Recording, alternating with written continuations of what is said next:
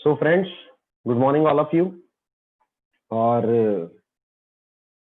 आपके इस भाई का नाम अभिनीत है। बाय क्वालिफिकेशन में एक इंजीनियर हूँ और आज हम ड्यू सॉफ्ट एकेडमी को लेकर काफी कुछ डिस्कस करने वाले हैं। हमारी जो इंडस्ट्री है उसको लेकर काफी कुछ डिस्कस करने वाले हैं और आई होप कि जितने भी लोग यहाँ पर हमारे साथ जुड़े हुए हैं वो सारे लोग स्वस्थ हैं, मस्त हैं। और आज अर्ली मॉर्निंग हम लोग मिल रहे हैं। काफी सारे लोगों की नींद भी उड़ गई। और मतलब मैं सीरियसली आज के सेशन को ऐसे देखता हूँ कि जितने लोगों ने भी आज हमारे साथ सेशन ज्वाइन किया हुआ है, एक बात तो मैं आप लोगों के लिए बोल सकता हूँ कि आप लोग किसी और चीज के लिए ना सही लेकिन अपने करियर को लेकर 101% सीरियस है और बहुत ज्यादा ऊपर जाने वाले हैं। क्योंकि किसी ने क्या खूब कहा है कि जो समय से उठता है ना, समय से सोकर उठता है, बिस्तर समय से छोड़ देता है, वो लाइफ में बहुत ऊपर जाता है। अक्सर हमारे परिवार वाले बड़े बुजुर्ग सुबह के समय सबसे ज्यादा डांट फटकार सिर्फ एक ही चीज को लेकर हमें लगाते हैं कि समय से आप उठ जाइए, समय से आप बिस्तर छोड़ दीजिए। So welcome you all the associates. जो जितने भी लोग आज हमारे साथ जुड़े हुए हैं, मैं सब लोगों का वेलकम करना चाहूंगा। और आज हम कुछ चीजों पे बात करने वाले हैं, कुछ टॉपिक से बात करने वाले हैं जो आपके लिए बहुत ही जबरदस्त हैं। आपको बहुत मजा आएगा, काफी कुछ सीखने भी मिलेगा, काफी चीजें क्लियर भी होगी कि भाई आज हम जिस इंडस्ट्री के अंदर हैं, ये इंडस्ट्री क्या है, इस इंडस्ट्री का करियर क्या है, फ्यूचर क्या है, अगर हम शुरू करते हैं तो हम कहाँ तक पहुंच सकते हैं। क्योंकि चैलेंज क्या है पता है सबसे बड़ा, जब हम डायरेक्ट सेलिंग के अंदर आते हैं, इंडस्ट्री के अंदर आते हैं, जब 10 साल पहले मैंने इसके साथ शुरू किया तो सबसे बड़ा चैलेंज यहाँ पे ये होता है कि हम इसे इंडस्ट्री ही नहीं समझ पाते। सबसे बड़ा चैलेंज ये है कि हम इसे काम ही नहीं समझ पाते। हमारे किसी दोस्त ने, हमारे किसी आसपास के व्यक्ति ने हमें बताया होता है कि यार इस तरीके से ये एक प्लेटफॉर्म है और जिसके अंदर आप पार्ट टाइम कुछ एक्स्ट्रा इनकम कर सकते हैं। तो हम ना इसे ज्यादातर एक स्कीम के रूप में लेते हैं, ज्यादातर हम इस सिस्टम को एक ऑप्शन के रूप में लेते हैं। तो हम इसे ना उतना सीरियसली कर ही नहीं पाते और इसकी वजह से हमें उतनी प्रोग्रेस नहीं दिख पाता। और बाकी जो बचा कुचा काम है वो आसपास के लोग कर देते हैं, जो आपको बार बार कंफ्यूज करते हैं। मतलब मेरे साथ ड्यू सॉफ्ट में इसी शुरुआत में होती थी, जब मैंने ड्यू सॉफ्ट का प्लान देखा और प्लान देखने के बाद जब मैंने डिसीजन लिया कि नहीं मुझे ड्यू सॉफ्ट करना है, और ड्यू सॉफ्ट करने का डिसीजन लेकर मैं जब अपने रूम गया जहाँ पर मैं रहता था भोपाल में, तो वहां जाने के बाद होता है पेट में हलचल तो मचती है, आदत होती है हमें यार चलो किसी से तो सलाह ले लेते हैं, थोड़ा सा पूछ लेते हैं यार। हालांकि बताया गया था, समझाया गया था कि यार गधे फूक मारने के लिए बैठे हुए हैं मार्केट में, कोई ना कोई व्यक्ति है जिससे आप चर्चा करेंगे तो वो आपको निगेटिव कर देगा। सर 100% आपको बताया गया, आप लोगों को सिर्फ 10% गाइड कर पाओगे, पर फिर भी होता है, वो पछता नहीं है। इंडियन हैबिट्स है कि जब तक दो चार लोगों से सलाह नहीं मांगो तब तक अच्छा नहीं लगता। तो जाने के बाद मैंने सलाह मांगी सबसे पहले अपने बड़े भाई साहब से। तो मैंने उनके सामने एक्चुअली बड़ा घुमा फिरा के बात रखी थी, क्योंकि बात दिमाग में वहां की भी घूम रही थी जो सर ने बोली हुई थी। तो मैंने घुमाकर बात रखी, मैंने कहा सर वो भैया मैंने ना भैया आपने डी सॉफ्ट के बारे में सुन रखा है? तो भैया बोलते हैं कहाँ कंपनी वंपनी के चक्कर में पड़ रहा है, ये सब चीजें तो देखिए मैंने, कुछ नहीं होता इसमें। ठीक है, आज मैं 5 साल से यहाँ भोपाल में रह रहा हूँ, ये सब बोलने की बातें हैं। कुछ कंपनी वंपनी होती है, पैसा लगाना होता है, बंदे जोड़ो और पैसा आता है, कुछ नहीं होता इसमें, पढ़ाई कर, अभी चुपचाप पढ़ाई करने यहाँ आया है।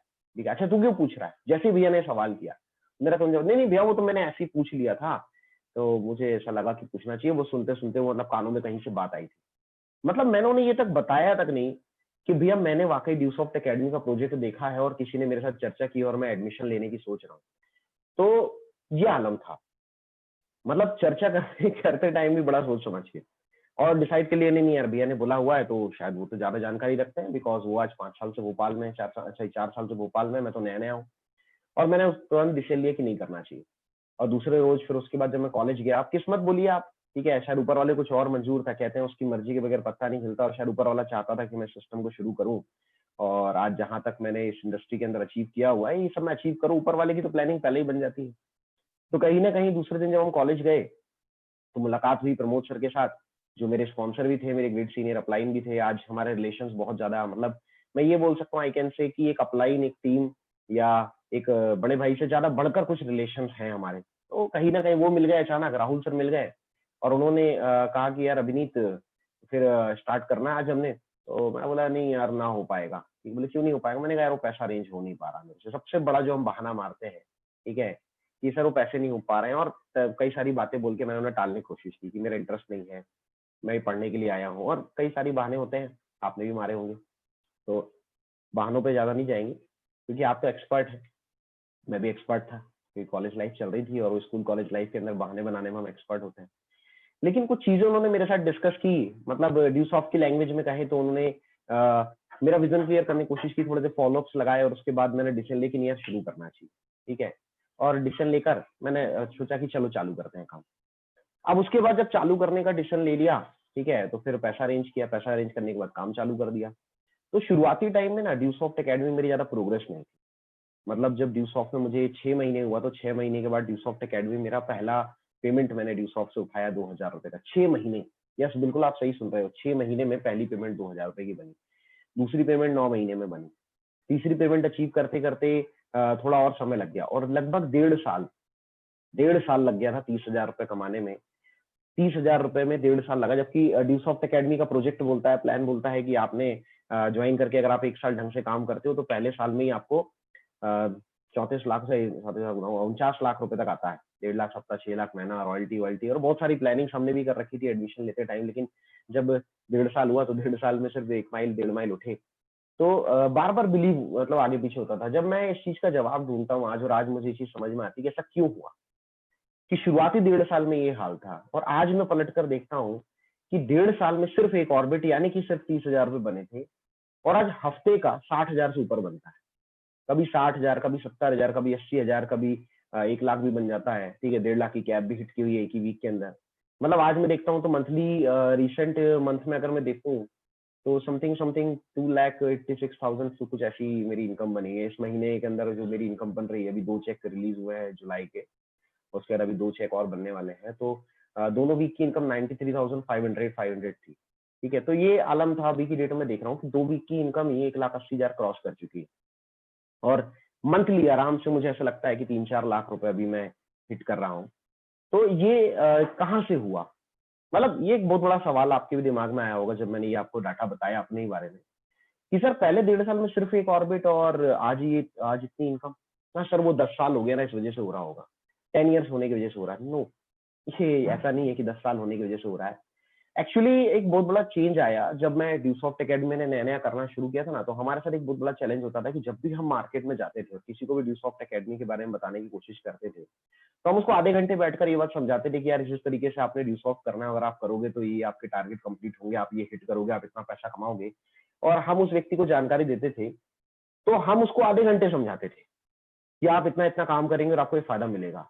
और हमारे को वो 2 घंटे समझाता था कि यार इसमें ये नहीं होने वाला, इसमें ये नहीं होने वाला है, मेरे चाचा के, काका के, नाना के, ताई के, फूफे ने किया, हमने सब देख रखा है, तुम्हें ये सब चीजें नहीं है, ये चीजें चलती नहीं है, और भी 50 तरह की वो बातें हमारे साथ करता था। और हम बार बार कंफ्यूज हो जाते थे, बिकॉज जब ड्यूसॉफ्ट के अंदर आए तो ड्यूसॉफ्ट में आने के पहले we don't know about direct selling, we don't know about Dusoft. हमने कभी इंडस्ट्री के बारे में जाना नहीं था, ड्यूसॉफ्ट के बारे में जाना नहीं था, और बस किए जा रहे थे। तो मेरे साथ एक चीज बहुत नॉर्मल थी कि जब मैं ड्यूसॉफ्ट के अंदर नया नया शुरू किया, तो जब भी मैं मार्केट में जाता था और लोगों के साथ ड्यूसॉफ्ट डिस्कस करके आता था, तो आने के बाद मेरे पास बहुत सारे सवाल होते थे, और मैं अपने सीनियर से सवाल करता था, प्रमोद सर से सवाल करता था, राहुल सर से सवाल करता था, रविंद्र सर से सवाल करता था कि सर वो धोनी आने वाले, सर काम नहीं चलने वाला है, सर लगता है आपको कंपनी आगे तक चलेगी, सर ये तो पढ़ाई वैसे भी मिल जाती है, ठीक है, सर कब से चल रहा है सर काम, अच्छा सर किसी ने इतना कमाया, हम बातें तो इतनी बड़ी बड़ी करते हैं, अच्छा सर जिसने कमाया वो कहाँ का है, अच्छा सर अपने एरिया से कोई है, और बहुत सारी बातें जो मेरे अंदर आती थी। अच्छा सर सब जुड़ जाएंगे तो फिर हमारा काम कैसे चलेगा। मतलब यस, मैं आई कैन से, मैं ये बात बोल सकता हूँ कि जो चीजें आज आपके दिमाग में आ रही है, या जो चीजें आपको लोगों से सुनने के लिए मिलती है इस इंडस्ट्री, इस काम के लिए,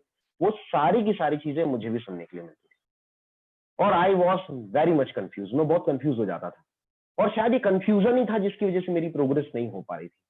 क्योंकि आज कोई कंफ्यूजन नहीं है, आज बिल्कुल भी कंफ्यूजन नहीं है, इतना सा भी नहीं है, 10% भी नहीं है कंफ्यूजन। और आज उसका रिजल्ट भी मैं देख रहा हूँ कि आज प्रोग्रेस शायद उसी वजह से है। क्योंकि कहते हैं कि भाई अब बड़े से बड़ा जहाज हो पानी का, या छोटे से छोटी नाव हो, अगर उसमें एक छोटा सा छेद भी है तो वो काफी है उसको डुबाने के लिए, जिसको हम बोलते हैं सिस्टम की लैंग्वेज में शक। कि शक की सुई एक ऐसी सुई है ना जो व्यक्ति को आगे नहीं बढ़ने देती। मैं बोलता हूँ दुनिया में हर चीज की बीमारी का इलाज या तो आ चुका है या आने वाले समय में आ जाएगा, लेकिन ये शक एक ऐसी बीमारी है, डाउट एक ऐसी चीज है जो व्यक्ति को आउट करने में नहीं सोचता, और ये शक की बीमारी कहीं ना कहीं व्यक्ति को सिस्टम छुड़वा देती है। मतलब 90% लोग शुरुआती 3 महीनों के अंदर ड्यू सॉफ्ट के अंदर फॉर्म भरने के बाद, या एडमिशन लेने के बाद, या कुछ पैसा देने के बाद, या सिर्फ डिसीजन ले रहे थे कि यार स्टार्ट करना चाहिए, लेकिन डिसीजन ही नहीं ले पाए, सिर्फ इसलिए छोड़ देते हैं क्योंकि वो कंफ्यूज रहते हैं, क्योंकि वो शक में आ जाते हैं, उनको शक हो जाता है। और मेरे साथ भी कुछ ऐसा ही था। तो मैं सीनियर के साथ बैठा, तो सीनियर ने मुझसे बोला कि यार अभिनीत एक काम करो, तुम ना काम करना बंद करो। मैंने कहा नहीं सर, कैसे काम करना बंद कर दो, पैसा भी तो निकालना है। तो उन्होंने बोला नहीं, अभी काम करना बंद करो। बोले सर फिर कभी काम करूं? तो सर ने कहा कि बैठो, पहले तो डिस्कशन करते हैं, पहले बिजनेस क्लियर करो, फिर उसके बाद बात करते हैं। मैंने कहा ठीक है सर, बैठते हैं।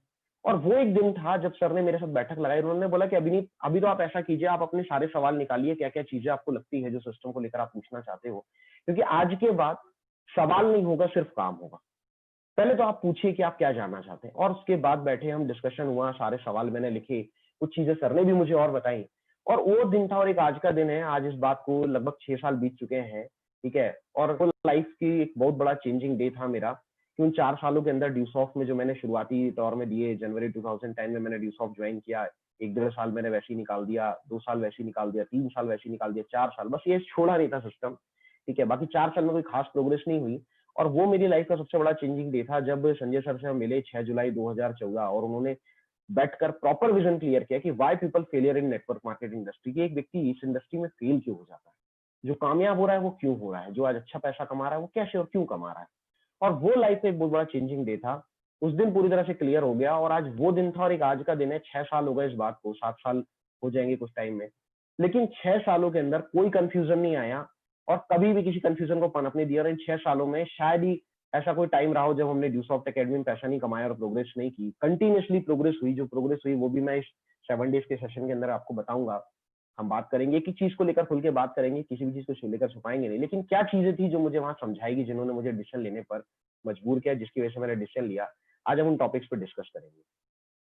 तो लेट स्टार्ट दिस मीटिंग। इस मीटिंग की स्टार्टिंग करते हैं।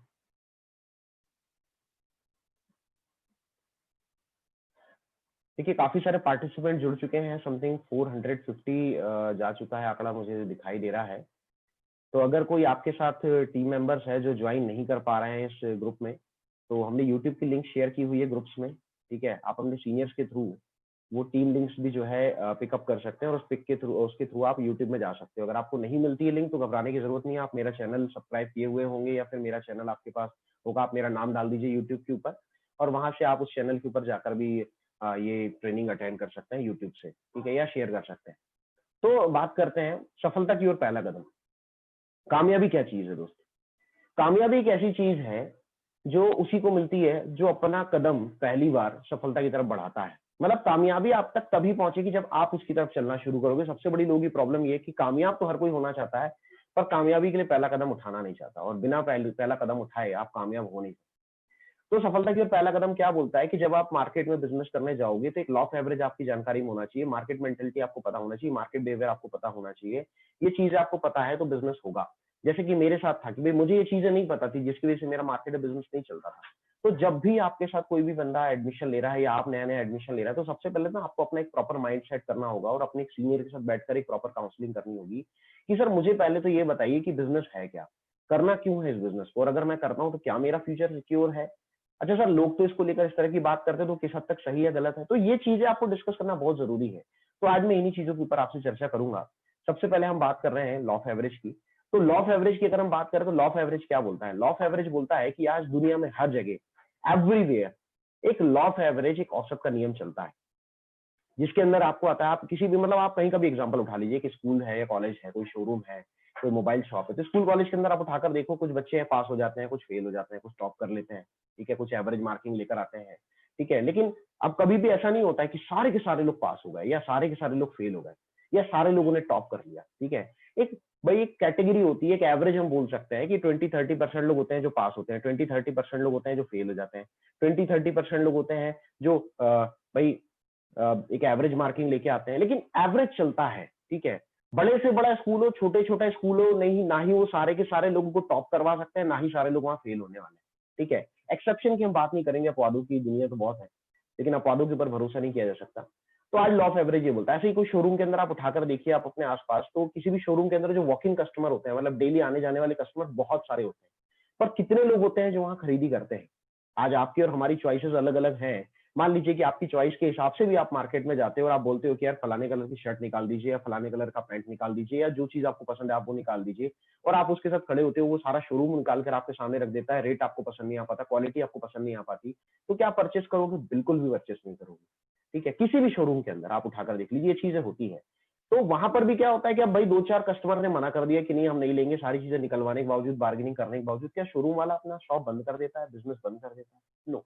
उसको ये बात अच्छे से पता है कि भाई दिन में ढेरों कस्टमर आते हैं और सारे खरीदी नहीं करते, और वो कस्टमर मेरा बिजनेस चलेगा नहीं चलेगा इसका फैसला नहीं करेंगे, और वो कहीं ना कहीं अपना बिजनेस आगे बढ़ाता रहता है। Same as it is mobile shop के अंदर आप उठाकर देखो कि आज की डेट में जिस तरह से टेक्नोलॉजी चेंज हो रही है और टेक्नोलॉजी में जितनी नई नई चीजें आ रही है, नए नए मोबाइल्स आ रहे हैं, गैजेट्स आ रहे हैं, तो आपको भी पता है कि हम कितना अट्रैक्ट होते हैं, जाते भी हैं, कई बार हमारे बजट में नहीं आ पाता है, कई बार हमारे पास पहले से जो पुरानी चीज़ है हम उस पे खुश हो जाते हैं और हम वहाँ पे परचेसिंग नहीं करते, लेकिन मोबाइल शॉप वाला बुरा नहीं मानता है, ठीक है? उसमें भी ढेर सारी वैरायटी है, कोई 2000 का भी लेता है, कोई 5000 का भी, 10,000 का भी।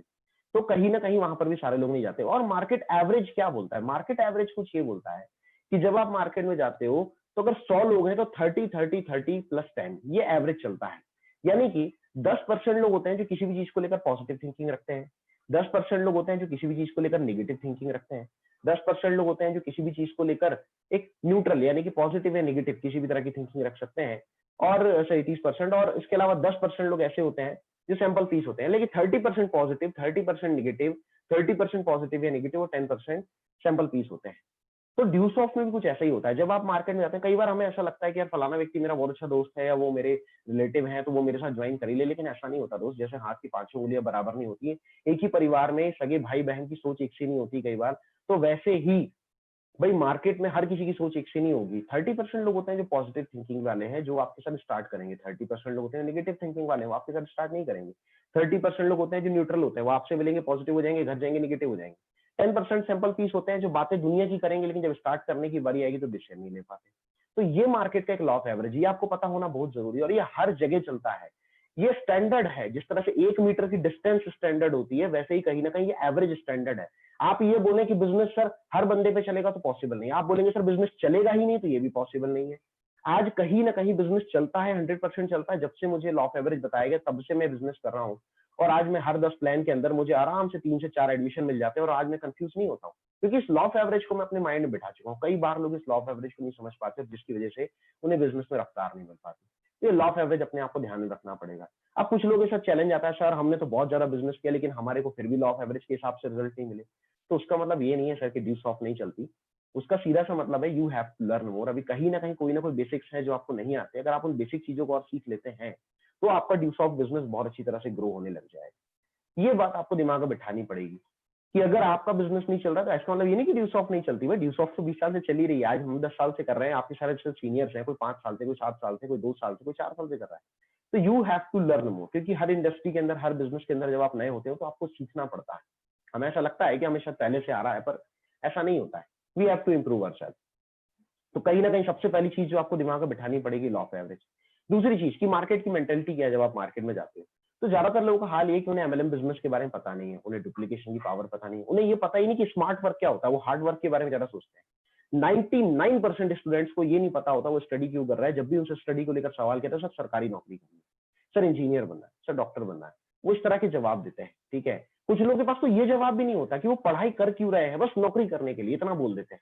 वो जानते नहीं है कि आज वर्ल्ड में जो सबसे पहले करोड़पति थे, मिलेनियर थे, मल्टी मिलेनियर थे, जे पॉल गैटी साहब, उनके सिद्धांत क्या है, वो क्या प्रिंसिपल्स देते हैं अगर आपको लाइफ में अमीर होना है। जो बॉटम से टॉप तक गए थे, जो पूरे वर्ल्ड के पहले मिलेनियर थे, पहले करोड़पति थे, ठीक है। आप गूगल कर सकते हो ये सारी चीजें। आज की डेट में तो गूगल में ये सारी चीजें दी हुई है कि जे पॉल गेटी कौन थे, ऑयल किंग के नाम से जाने जाते थे।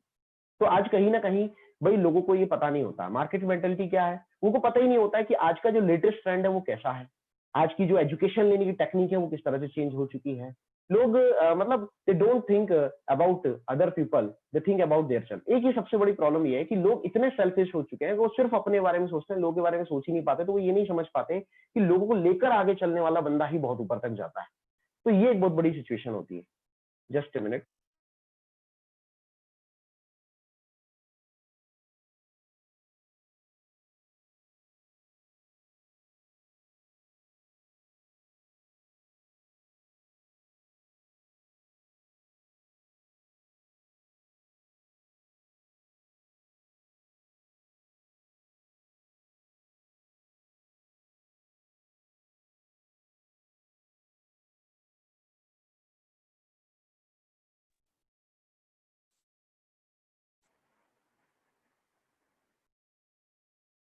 सॉरी फॉर द इंटरप्शन, एक कॉल आ गया था, ठीक है, डिस्कनेक्ट किया जस्ट।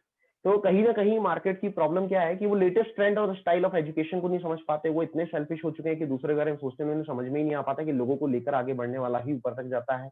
लोगों की ज्यादातर मेंटेलिटी ब्रूनो और पैब्लो वाली है। इसके ऊपर मैं लंबी बात नहीं करूंगा, मैं सिर्फ आपको इतना बताना चाहूंगा कि ये जो एक स्टोरी है the parable of the pipeline, आप यूट्यूब के ऊपर जा सकते हो, इसे सर्च कर सकते हो और आप देखिएगा जरूर। मैं स्ट्रांगली रिकमेंड करूंगा आज जितने भी लोग हमारे से जुड़े हुए हैं, चाहे उन्होंने पहले देखा हुआ है चाहे उन्होंने पहले नहीं देखा हुआ है, वो एक बार parable of the pipeline, pipeline की स्टोरी सर्च कर लीजिए आप यूट्यूब के ऊपर, आपको मिल जाएगी, वो जरूर देखिए आप। वहां पे आपको पता चलेगा कि भाई आज मार्केट पैब्लो मेंटेलिटी के साथ नहीं चल रहा है, ब्रूनो मेंटेलिटी के साथ चल रहा है। ब्रूनो मेंटेलिटी यानी कि सुबह उठो, दिन भर काम पे जाओ, दिहाड़ी लगाओ, शाम को आओ और उसके महीने भर की अपना जो है पैसा ले लो।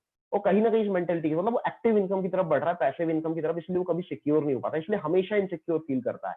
ठीक है, जब भी उसको पैसिव इनकम की बात आती है तो वो कहीं ना कहीं ये सोचता है कि यार रिस्क लूंगा तो शायद मैं कहीं ना कहीं इनसिक्योर हो जाऊंगा, लेकिन ऐसा नहीं होता। पैसिव इनकम सही मायने बंदे को सिक्योर करती है और ये बात कहीं ना कहीं पैब्लो मेंटेलिटी के अंदर आती है। जब आप वो स्टोरी देखेंगे तो आपको बहुत बेटर समझ में आ पाएगा। लगभग लोगों ने बचपन के अंदर एक प्यासे कौवे वाली कहानी सुनी हुई है, लेकिन वो प्यासे कौवे की मोरल ऑफ द स्टोरी क्या है, वो क्या सिखाना चाह रही है, ये बात लोग नहीं समझ पाते। हमने कई सारी चीजें सुनी हुई है, हम जब ये सेशन में बात करेंगे धीरे धीरे आपको समझ में आएगा। People don't have business mentality, that's why they don't, मतलब आज मार्केट के अंदर ये देखा जाए तो बिजनेस मेंटेलिटी के लोग बहुत ही कम, मतलब उंगलियों पे गिन सकते हैं। भाई गवर्नमेंट का एक आंकड़ा है कि 6% लोग ही हैं जो बिजनेस मेंटेलिटी रखते हैं, जो बदलते वक्त के साथ बदलना चाह रहे हैं, जो एंटरप्रेन्योरशिप की तरफ जाना चाह रहे हैं। ठीक है, 90% या 94% लोगों का आंकड़ा ये है जो बिजनेस मेंटेलिटी नहीं रखते, जॉब मेंटेलिटी रखते हैं। फिर मोदी साहब चाहे कुछ भी बोलते रहे, विंद्रा साहब कुछ भी बोलते रहे, या जितने भी इंडिया के जो टॉप टेनर्स है जो आप लोगों को गाइड करते हैं बड़े लेवल पे, तो आपको कुछ भी बोलते रहे कि मेंटेलिटी एक अलग है, मेंटेलिटी जॉब मेंटेलिटी है, ये सब जानते हैं। ठीक है, ज्यादातर लोगों की मेंटेलिटी क्या होती है, बीटीएसटी वाली मेंटेलिटी होती है। अब आप बोलोगे सर वो मतलब हमने सर बीएसटी की बस तो सुनी है सर, बीटीएसटी क्या है? BTST buy today sell tomorrow, मतलब तुरंत चाह रहे हैं, तुरंत 4G टेक्नोलॉजी का जमाना है, एप्लीकेशन पे ऊपर क्लिक किया तुरंत डाउनलोड हो गई। ठीक है, किसी चीज पे क्लिक किया 5 मिनट ट्रांसफर हो गया। तो उनको आदत ये हो चुकी है कि इतना फास्ट की आदत हो गई है, पेशेंस नाम की चीज नहीं, सोचते हैं कि आज हमने शुरू किया कल पैसा आ जाए। सर आज ड्यू सॉफ्ट में 10,000 लगा रहे हैं सर, कल ही निकल जाना चाहिए। सर वो मेरा काम नहीं चला तो, सर वो बातें लाखों की होती है सर, तो मैंने आज ज्वाइन किया, मुझे 6 महीने हो गए सर, तो मुझे तो फिर 1 लाख रुपए आना चाहिए था। भाई आएगा, ऐसा नहीं है कि नहीं आएगा, 6 लाख भी आएगा, लोग कमा रहे हैं, बट इट टेक्स टाइम।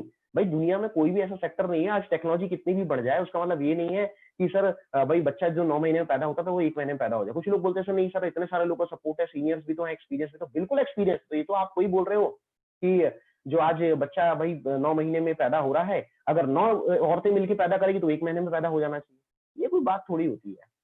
भाई कुछ चीजें ऐसी है जो साइंस के हिसाब से, साइकोलॉजी के हिसाब से देखा जाए तो वैसी चलने वाली है जैसे चलती है, तो वैसे ही हमारा करियर होता है। It takes time. आज दुनिया भर में लोग डिफरेंट डिफरेंट फील्ड्स में अपना करियर बनाने जाते हैं और 12-12, 15-15 साल, 20-20 साल लगाते हैं। मैं खुद एक इंजीनियर हूँ, मुझे पता है कि भाई यहाँ एंट्रेंस की तैयारी, फिर 4 साल की इंजीनियरिंग, फिर 2 साल का एमटेक, गेट की प्रिपरेशन, फिर उसके बाद यहाँ वहाँ स्ट्रगल, 8 से 10 साल लग जाता है 12th के बाद ढंग से एक इंजीनियर को अपना करियर बनाने में। एक डॉक्टर की बात करें तो वो 12-12, 15-15 साल, 20-20 साल लगा देता है। एक बीएससी ग्रेजुएट बंदा, एक एमए किया हुआ बंदा, बीएड किया हुआ बंदा, ना जाने कितने सालों से संविदा की तैयारी कर रहा है और इंतजार कर रहा है। उसे पता है यार टाइम लगता है, तो नहीं पता है तो उसे ये चीज समझनी पड़ेगी, टाइम तो लगेगा ना। तो वैसे ही ड्यूसॉफ्ट एकेडमी है, इट टेक्स टाइम, लेकिन ये इन इंडस्ट्रीज की तरह समय नहीं लेती है जो बाकी सेक्टर्स हैं, ये बाकी एजुकेशन सेक्टर्स की तरह समय नहीं लगती है। 5 ईयर्स के अंदर हमने देखा है ड्यूसॉफ्ट के अंदर लोगों को 1 लाख रुपए से ऊपर जाते हैं।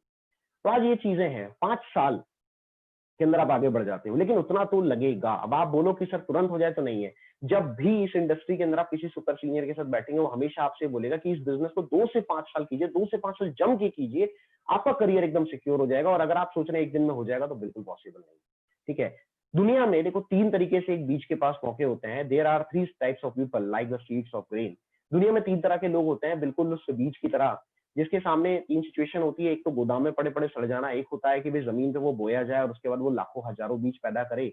ठीक है, और एक तीसरा टेक्निक होता है कि वो चक्की में पिसने के बाद लोगों के पास एक वक्त का खाना बन जाता है। तीनों चीजें होती है। ऐसे ही पूरी दुनिया में व्यक्ति के पास 3 चीजें होती है, या तो वो टाइम को वेस्ट कर दे, या इन्वेस्ट कर दे, या फिर ट्रेड कर दे। वेस्ट करना मतलब अभी की डेट में वीडियोस बनाना, यूट्यूबर बनने की कोशिश करना बिना कोई स्किल के, ठीक है, बिना कुछ सीखे, बिना कुछ जाने, बस ये सोचना है कि मैं वीडियो चैनल बना दूंगा और मैं सब्सक्राइब करवा दूंगा तो मेरा यूट्यूब बन जाएगा, चैनल चल जाएगा।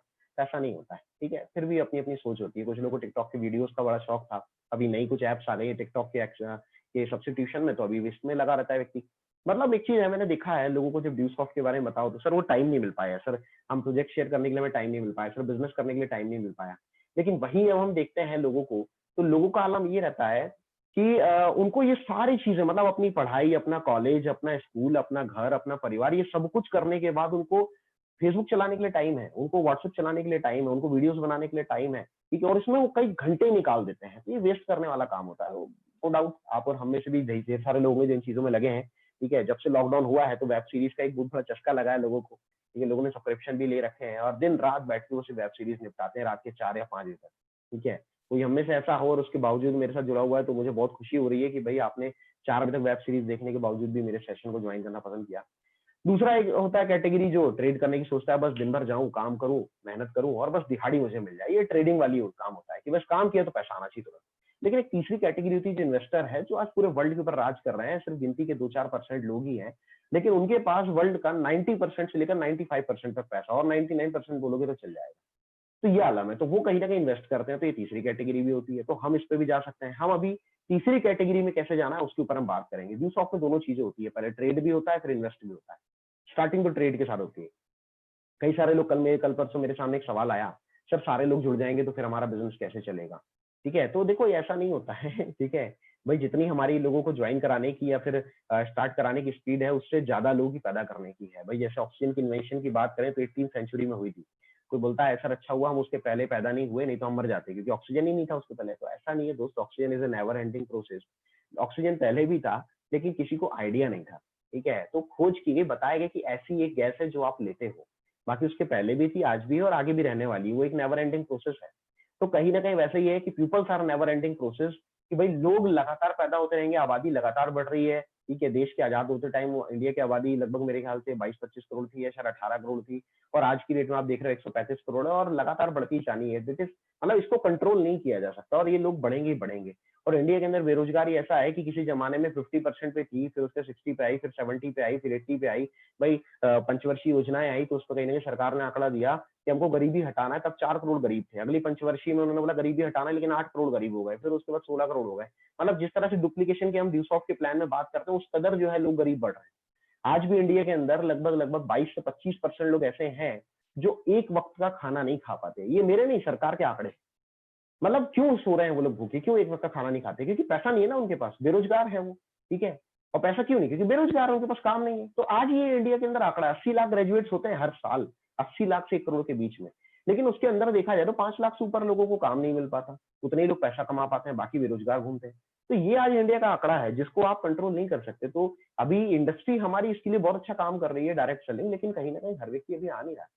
तो आपको ये चीज समझनी पड़ेगी। कुछ लोगों के अंदर मेंटल बैरियर होता है कि सर पता नहीं हो पाएगा कि नहीं हो पाएगा, तो ये मेंटल बैरियर आपको निकालना पड़ेगा। इसमें एक बड़ा प्यारा नाम है हमारे सामने, रॉजर बेनिस्टर, ठीक है। 19th सेंचुरी 1903 या 4 के समथिंग एक वर्ल्ड के बहुत बड़े एथलीट थे, उन्होंने एक बात बोली कि 1 मील की जो रेस है वो 4 मिनट से कम समय में तय नहीं की जा सकती। सिर्फ चीता ही इस धरती पे एक ऐसा जीव है जो 1 मील की रेस को 4 मिनट से कम समय में तय कर पाता है, उसने कहा। लेकिन एक बंदा था जिसने इससे ऊपर की सोच रखी, रॉजर बेनिस्टर, और उसने कहीं ना कहीं 1954 के समथिंग इस बैरियर को ब्रेक कर दिया और उसने 1 मील की रेस को 4 मिनट से कम समय में तय किया। तो अचंभा क्या है इस चीज में, मैं आपको वो बताना चाह रहा हूँ कि जब उसने बैरियर को तोड़ा, उसके बाद से लेकर अभी तक यानी कि 2020 तक हजारों की संख्या में लोग हैं जो इस बैरियर को तोड़ चुके हैं और 1 मील की रेस को 4 मिनट से कम समय में तय कर चुके हैं, और इसमें बहुत सारे हाई स्कूल स्टूडेंट्स भी हैं। तो ये मैं आपको क्यों बता रहा हूँ? मैं आपको इसलिए बता रहा हूँ कि दोस्त आप मुझे बताओ कि पहले 1900 साल लग गए, लेकिन 1900 सालों में किसी भी व्यक्ति ने 1 मील की रेस को 4 मिनट से कम समय में तय नहीं किया। लेकिन रॉजर बेनिस्टर के वही उस चीज को तय करने के बाद ऐसा क्या हुआ कि इतने हजारों लोग जो है उस बैरियर को तोड़ चुके हैं? भाई क्या धरती की गुरुत्वाकर्षण शक्ति बदल गई? क्या वो 1 मील जो था वो स्टैंडर्ड अगर इतना था तो अब क्या इतना हो गया है? या फिर जो 4 मिनट का टाइम होता था पहले वो 60 सेकंड के हिसाब से होता था, अब क्या वो 80 सेकंड के हिसाब से हो गया? नो, ये सब कुछ पहले जैसा था, सिर्फ एक चीज बदली थी कि आदमी की थिंकिंग में एक चीज आ गई कि नहीं यार किया जा सकता है, क्योंकि किसी और ने किया है। आज आप सचिन को उठाकर देखिए, सचिन जी ने जब डबल सेंचुरी मारी वनडे के अंदर, तो उसके पहले 2000 वनडे खेले जा चुके थे, लेकिन किसी ने भी वो सेंचुरी नहीं मारी थी, डबल सेंचुरी नहीं मारी थी। तो लगता ही नहीं था लोगों को वनडे मैच के अंदर मारी जा सकती है। लेकिन जब सचिन ने उसको अचीव किया तो उसके बाद से कई सारे लोग हैं जो अचीव कर चुके हैं। और रणजीत के अंदर या लोकल मैचेस के अंदर दिखाया तो उसमें तो ढेर सारे लोगों का रिकॉर्ड है कि जो 200 जो है एक ही मैच के अंदर, वनडे मैच के अंदर अचीव कर चुके हैं। क्यों? क्योंकि मेंटल बैरियर टूट गया, उन्हें पता चला कि किया जा सकता है, इट इज अचीवेबल। तो आज कहीं ना कहीं जब इंडस्ट्री की बात आती है, डायरेक्ट सेलिंग की, बिजनेस की बात आती है, तो ज्यादातर लोगों के दिमाग में आता है कि सर अचीव किया जा सकेगा, लेकिन किया जा सकता है। आज जब ये सेशन अभी आप अटेंड करोगे, अगर आप इस सेशन को पूरा अटेंड करते हो, तो इट इज माय गारंटी कि मैं आपको ये बात समझा कर और दिखा कर छोड़ूंगा, दिखाकर लाइव सेशन में, कि भाई वाकई लोगों ने अचीव किया हुआ, कितना तक अचीव किया है शायद आपको ये बिलीव ना हो पाए। पहले तो ये बिलीव नहीं होता कि इतना आता होगा, लेकिन जब आप इतना पैसा आएगा भी, लेकिन जब आप देखोगे कितना पैसा, तो आपको ये बिलीव नहीं हो पाएगा कितना आता है। तो आज कहीं ना कहीं लोगों ने हिट किया हुआ है। लोगों के पास वास्ट विजन नहीं होता, दूर की सोचते नहीं है, वो सोचते हैं कि बस आज रात में मैं घर में सो रहा हूँ, कल 5 स्टार होटल में उठ जाऊं। ठीक है, ज्यादातर लोग टॉप में पहुंचना तो चाहते हैं, मतलब लोग माउंटेन तक पहुंचना तो चाहते हैं, लेकिन वो जो सिंगल स्टेप चढ़ चढ़ के वहां तक पहुंचा था, वो स्टेप रखना नहीं चाहते। आज हमारी जनरेशन के अंदर सबसे बड़ी प्रॉब्लम ये है कि टॉप करना चाहता है, टॉप पे पहुंचना चाहता है, लेकिन मेहनत नहीं करना चाहता। ये हमारे और आपके बीच की बात है, ठीक है, इसे हम अपने बीच में ही रखेंगे, लेकिन ये बात सच है। आज कहीं ना कहीं not ready for struggle, wish that other do their task. आज की डेट में ज्यादातर लोगों की सोच यही होती है, मुझे स्ट्रगल ना करना पड़े और मेरे हिस्से का जो काम हो कोई और कर ले। ठीक है, और इंडस्ट्री में तो हम ज्यादातर देखते हैं कि जो लोग शुरू शुरू में ज्वाइन करते हैं, वो इस सोच के साथ ज्वाइन करते हैं मेरी लेफ्ट भी आ जाए राइट भी आ जाए, वो दोनों काम करेंगे, बैठ के पैसा कमाऊंगा। इस सोच के साथ भी लोग इस इंडस्ट्री के अंदर शुरू करते हैं। अब आप बोलोगे सर ऐसा तो होता है ना सर, वो तो नीचे वाले काम करेंगे तो पैसा तो आता है, बिल्कुल आता है। लेकिन ये सोच है कि कोई और करे और मैं आगे बढ़ जाऊं, ये सोच गलत है। मैं सोच पे बात करता हूँ। लोगों की जो सोच है वो कहीं ना कहीं ब्लाइंड पर्सन की तरह होती है और एक हाथी की तरह। मतलब ये इमेज आपने शायद देखी हो, कभी आपने ट्रेनिंग अटेंड की हो सीनियर्स के थ्रू, कि भाई एक हाथी के पास 6 को खड़ा किया गया और उनसे पूछा जा रहा है। तो आज आलम ये हो जाता है कि भाई एक बंदे से पूछे तो बोलता है कि यार मैं तो हाथ में भाला लेके खड़ा हूँ, अगला व्यक्ति बोलता है मैं तो पाइप लेके यानी होस होस लेके खड़ा हुआ हूँ, कोई बोलता है फैन लेके यानी कि हाथ का पंखा लेके खड़ा हूँ, कोई बोलता है कि ये तो दीवार है, कोई बोलता है ये तो खंबा है, कोई बोलता है ये रस्सी है। ठीक है, अब इन भाई ये तो अंधे हैं, इनको दिखाई नहीं दिया, सही से उन्होंने ऐसी बात की। ठीक है, तो इनको हम गलत नहीं बोल सकते। कुछ यही हाल मार्केट के अंदर इंडस्ट्री को लेकर है कि जिसे इस इंडस्ट्री के बारे में पता नहीं है, जिसने इसके बारे में डिटेल्स नहीं ली, आज की डेट में तो आसान है, हालांकि गूगल पे भी जाके आप इजीली डिटेल्स ले सकते हो, लेकिन जिसने नहीं ली उसके लिए सबसे बड़ा चैलेंज क्या हो जाता है? उसके लिए चैलेंज ये हो जाता है कि उसको पता होता नहीं है और उसने जो जानकारी ली सुना वो उसी चीज को सही मान लेता है। ठीक है, तो वो जो उसने माना वो उसके हिसाब से सही कि उसे उतना ही पता है, लेकिन सिस्टम के हिसाब से देखा है, बिजनेस के हिसाब से देखा जाए तो ये बिल्कुल भी सही नहीं। क्यों सही नहीं है?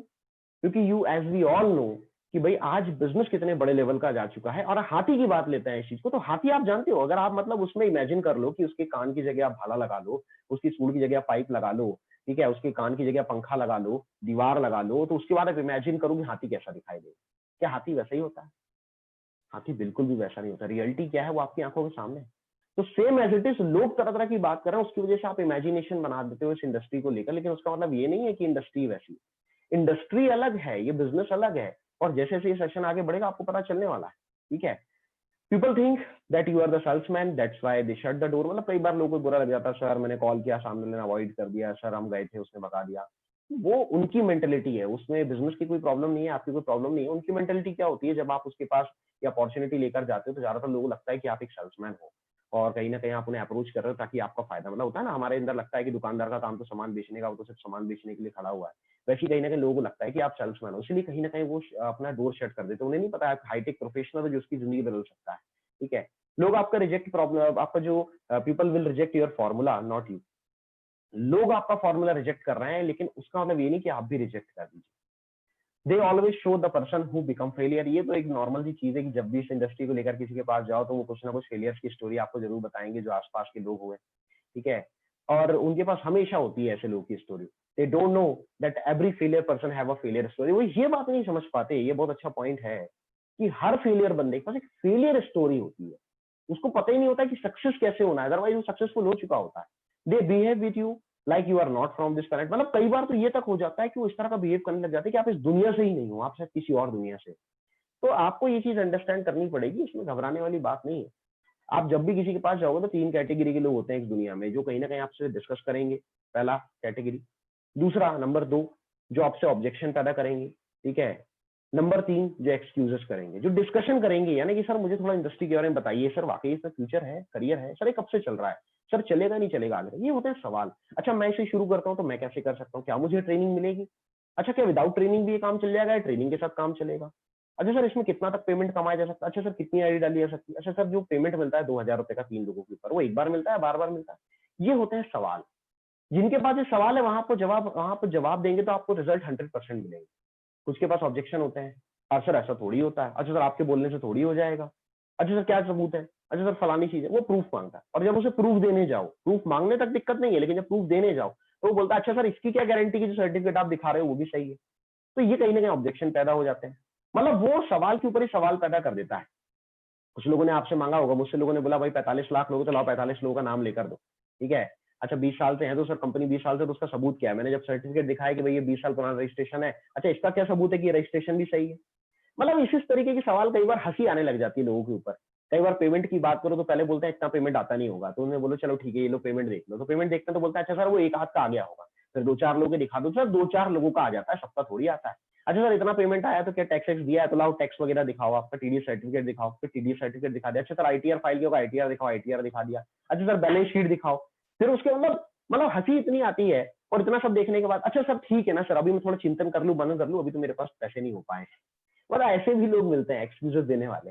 कुछ तो चाचा मामा काका नाना ताया फूफा से इतना बातें करने की बात करते हैं और इतना टालते हैं। मुझे तो कई बार हंसी आती है कि वो गैर वाजिब काम जो करते समय आप लोग मतलब जो करते हैं, मैं बातें नहीं करूंगा उस चीज पे ज्यादा, लेकिन वो जो गैर वाजिब हम काम करते हैं तो उसके लिए भी वो पापा मम्मी से जरूर पूछता होगा। तो उस टाइम पे याद नहीं आती है कि मैं फेसबुक चला लूं क्या, पापा मम्मी चला लूं क्या। लेकिन कहीं ना कहीं जब सिस्टम करने की बारी आती है तो एक्सक्यूजेस आने लग जाते हैं। But don't worry, because every popular man has a failure story behind his success. एक बहुत चीज समझने वाली बात है, जिस तरह से एक नाकामयाब व्यक्ति के पीछे एक नाकामयाब स्टोरी है, एक फेलियर पर्सन के पीछे फेलियर स्टोरी है, सेम एज इट इज एक पॉपुलर व्यक्ति, चाहे वो प्रमोद सिंह हो, राहुल कुमार हो, संजय धीमान हो, अमिताभ बच्चन हो, ठीक है, आज विराट कोहली साहब हो, धोनी साहब हो, ईच एंड एवरी पर्सन, चाहे फोगाट सिस्टर्स हो, चाहे आपने एक मूवी देख रखी होगी सांड की आग, जिसके अंदर चंदा तोमर के बारे में बताया गया, ठीक है, जो बहुत अल्टीमेट शूटर रहे हैं, ओलंपिक्स तक तोमर फैमिली से लोग गए हैं। तो आज ये जितने भी लोग हैं इनके पीछे भी एक फेलियर स्टोरी है। पर इनमें और दूसरे फेलियर में फर्क इतना था कि वो फेलियर स्टोरी के से रुक गए, और ये रुके नहीं, और कहीं ना कहीं फिर कामयाब भी हो गए। तो कहीं ना कहीं ये भी एक चीज समझने वाली है कि अगर हमें आगे बढ़ना तो थोड़ा फेलियर तो करना पड़ेगा। मतलब कहने का वही है दोस्त कि अगर तैरना सीखना पड़ है तो भैया आपको कहीं ना कहीं पानी में गोते लगाने पड़ेंगे, और गोते लगाओगे तो एक आध बार तो डूबना ही पड़ता है, तब तैरना आता है। लोगों के पास जो बिजनेस एटीट्यूड होता है वो ज्यादा स्ट्रांग नहीं होता, ठीक है। लोगों ने तो इस बात पे भी शक किया था जब गैलीलियो ने पहली बार कहा कि ये धरती गोल है, और शायद उनके मरने के बाद दुनिया को ये पता चला कि धरती वाकई में गोल है। लेकिन ये चीजें होती है, जो सच है वो तो सच है, लोगों को पता चलना ही है।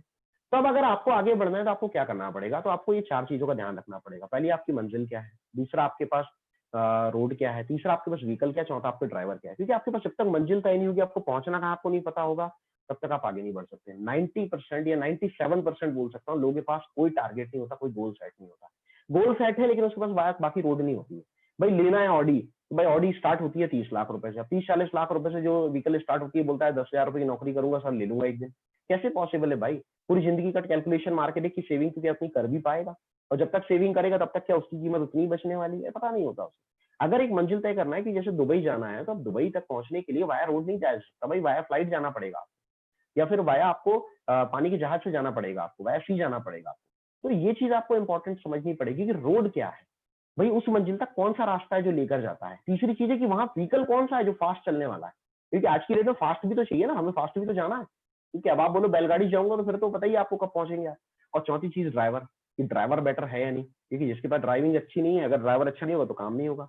तो हम सिस्टम में बोलते हैं कि आज की डेट में हमारी मंजिल क्या है, तो हमारी जो मंजिल है वो फाइनेंशियल फ्रीडम है। आज हम इंडस्ट्री के अंदर, इस सिस्टम के अंदर लोगों को एक चीज के लिए गाइड करते हैं कि आप अगर इस इंडस्ट्री में जुड़े और आगे बढ़ रहे हैं तो एक ही अपना टारगेट बनाकर रखिए, हमें फाइनेंशियली फ्री होना है और हमें अपने सपने पूरे करने हैं। और सपने जरूर लिखिए, सपनों की बातें सबसे पहले यहाँ से शुरू होती है। मतलब इस इंडस्ट्री के अंदर मैंने देखा है कि शुरुआत ही सपनों से होती है, जिसकी बातें ज्यादातर जगहों पे तो नहीं होती। आजकल तो कुछ जगह होने लगी है लेकिन ज्यादातर जगह तो नहीं होती। आप सपने पूरे करने के लिए बात करें तो क्या जॉब से पॉसिबल है? हम सब जानते हैं कितनी पॉसिबल है। एग्रीकल्चर से पॉसिबल है? हम सब जानते हैं कितनी पॉसिबल है। प्रोफेशनल फील्ड से पॉसिबल है? तो हम सब जानते हैं प्रोफेशनल फील्ड का भी क्या हाल चल रहा है।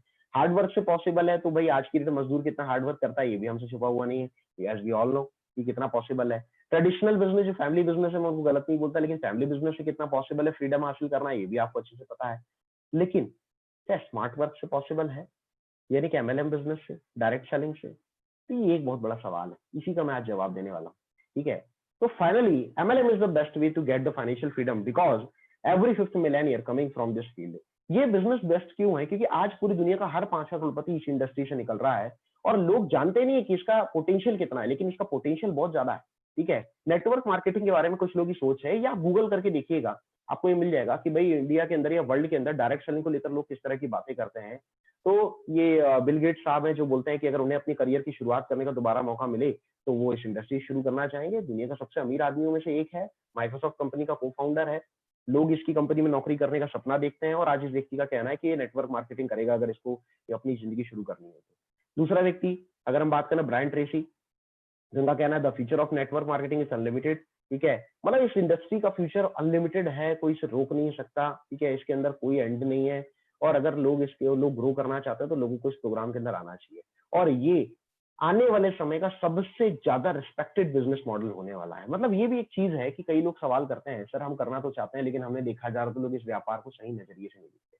तो घबराने की जरूरत नहीं है। जैसे हर इंडस्ट्री को शुरुआती टाइम पे एक कमेंट से गुजरना पड़ा या एक अपोज से गुजरना पड़ा, इस इंडस्ट्री में गुजरना पड़ रहा है, लेकिन ये 100% श्योर है कि इस व्यापार को बहुत ही रिस्पेक्टेड व्यापार के तौर में पूरी दुनिया में देखा जा रहा है और इंडिया के अंदर भी देखा जा रहा है और आपके आसपास नहीं देखा जा रहा है तो कुछ समय में देखा जाएगा। रामविलास पासवान का कहना है कि 2025 तक ये 21st सेंचुरी का एक बहुत बड़ा बिजनेस होगा जो भारत सरकार को 9,000 करोड़ से ऊपर का रेवेन्यू देने वाला है। ठीक है, इसके अलावा ये दुनिया के बहुत बड़े इन्वेस्टर हैं, वॉरेन बफेट, इन्होंने 2-3 नेटवर्क मार्केटिंग कंपनीज खुद खोल के रखी हुई है। मतलब ये खुद इन्वेस्ट कर रहे हैं क्योंकि ये जानते हैं कि इस इंडस्ट्री के अंदर बहुत बड़ा फ्यूचर है। नेटवर्क मार्केटिंग को लेकर कलाम साहब का बोलना था कि डायरेक्ट सेलिंग इस सदी का सबसे बड़ा बढ़ता हुआ व्यापार है, तेजी से बढ़ता हुआ व्यापार है जिसके अंदर हर युवा और महिला को वैश्विक रूप से शामिल होना चाहिए, अन्यथा आप अपनी युवा एज का, यूथ एज का सबसे बेहतर हासिल नहीं कर सकते। ये इनका कहना है। इसके अलावा अगर हम जाएं तो वॉरेन बफेट ने और भी स्टेटमेंट दिए हैं, मोदी साहब के स्टेटमेंट्स हैं, ठीक है, वॉरेन बफेट के स्टेटमेंट्स हैं। साथ में अगर मैं देखूं तो जो आज एक बहुत बड़ा नाम है लेस ब्राउन, इनका भी एक बहुत बड़ा स्टेटमेंट है। तो आज ऐसे बहुत सारे लोग हैं जो स्टेटमेंट दे रहे हैं। दुनिया के सबसे उभरते हुए राष्ट्र या सबसे पावरफुल कंट्री, ठीक है, इकोनॉमिकली बोल लें या किसी भी तरीके से बोल दें अमेरिका, तो वहां के जो आज राष्ट्रपति हैं डोनाल्ड ट्रंप, इनकी अगर हम बात करें तो ये तो खुद एक नेटवर्कर रहे हैं। इन्होंने तो नेटवर्क इंडस्ट्री पर बहुत सारी किताबें भी लिख रखी हैं। ठीक है, इसके पहले बिल क्लिंटन का भी स्टेटमेंट पढ़ा था। आप यूट्यूब के ऊपर जाओगे तो bill Clinton about direct selling, तो वो भी आपको वीडियो मिल जाएगा यूट्यूब के ऊपर। अगर आप डोनाल्ड ट्रंप की वीडियो सर्च करेंगे डायरेक्ट सेलिंग को लेकर तो वो भी बहुत सारे मिल जाएंगे। मतलब इतने लोग हैं जो सपोर्टिव में है। मतलब आप में से कई सारे लोगों को शायद ये पता भी नहीं होगा कि इतने बड़े बड़े लोग भी इसका सपोर्ट कर रहे हैं जब हम इस इंडस्ट्री को लेकर नेगेटिव सोचते हैं। और आज आंकड़े क्या बोलते हैं? आंकड़े ये बोलते हैं नेशनल फुटबॉल लीग 1200 करोड़ तक की गई थी। ये 2015 के आंकड़े हैं, अभी 2020 के नहीं, 5 साल पुराने आंकड़े मैं आपको दे रहा हूँ। नेशनल फुटबॉल लीग NFL अगर इसकी बात करें तो 12 बिलियन करोड़, ठीक है, और ये सारा का जो फिगर है ये डॉलर्स में है, ठीक है, रुपीज में नहीं है। मैं रुपीज में कन्वर्ट आप खुद कर सकते हो, 74-75 डॉलर से 74-75 रुपए अभी एक डॉलर का रेट चल रहा है, ठीक है, आप कैलकुलेट कर लेना। मैं अभी आपको सिर्फ फिगर बता रहा हूँ कि 1200 करोड़ डॉलर, ठीक है, नेशनल फुटबॉल इंडस्ट्री जा रही थी 2015 तक। फिर उसके बाद 1500 करोड़ में थी म्यूजिक इंडस्ट्री, 9100 करोड़ की थी वीडियो गेमिंग इंडस्ट्री, यानी कि पबजी वगैरह जो आप खेलते हो, बिल्कुल। मूवी इंडस्ट्री की बात करें तो 3800 करोड़ पे थी, ठीक है। National food industry, FMCG products की जिनकी हम बात करते हैं बार बार, तो वो नेशनल फूड इंडस्ट्री 80 बिलियन यानी कि 8000 करोड़ डॉलर्स के ऊपर थी। लेकिन नेटवर्क मार्केटिंग इंडस्ट्री 18,370 करोड़ पे थी 2015 तक, और 2018 का आंकड़ा है 192.9 बिलियन डॉलर्स का। अब ये आंकड़ा कहां से लेके आया मैं वो भी आज आपको शो करूंगा, दिखाऊंगा, ठीक है। तो ये आज इसका आंकड़ा है, अगर मतलब इंडियन रुपीज में कन्वर्ट करो तो ये बहुत ज्यादा निकल के आ रहा है। 2018 तक इतना तक जा चुका था, ठीक है। अब मैं ये आंकड़े आपको दिखाता हूँ कि ये आंकड़े हम लेकर कहां से आए, ठीक है। चलिए मैं लेकर चलता हूँ आप लोगों को। मैंने ये आंकड़े स्पेशली आप सब लोगों के लिए ही निकाले हुए थे, तो please wait, I will show you. India के अंदर जिस तरह से IDSA चलता है, वर्ल्ड लेवल पे WFDA चलता है, world federation of direct selling association, वही सारे आंकड़े जारी करता है और उनके पास ये सारे आंकड़े एग्जैक्ट हैं रिपोर्ट्स के साथ। तो मैं वो आंकड़े आप लोगों को दिखाता हूँ कि वो आंकड़े क्या बोलते हैं।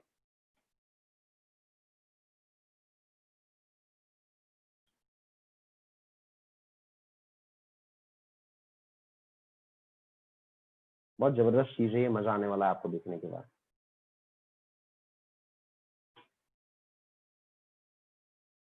हाँ जी, ये आंकड़े,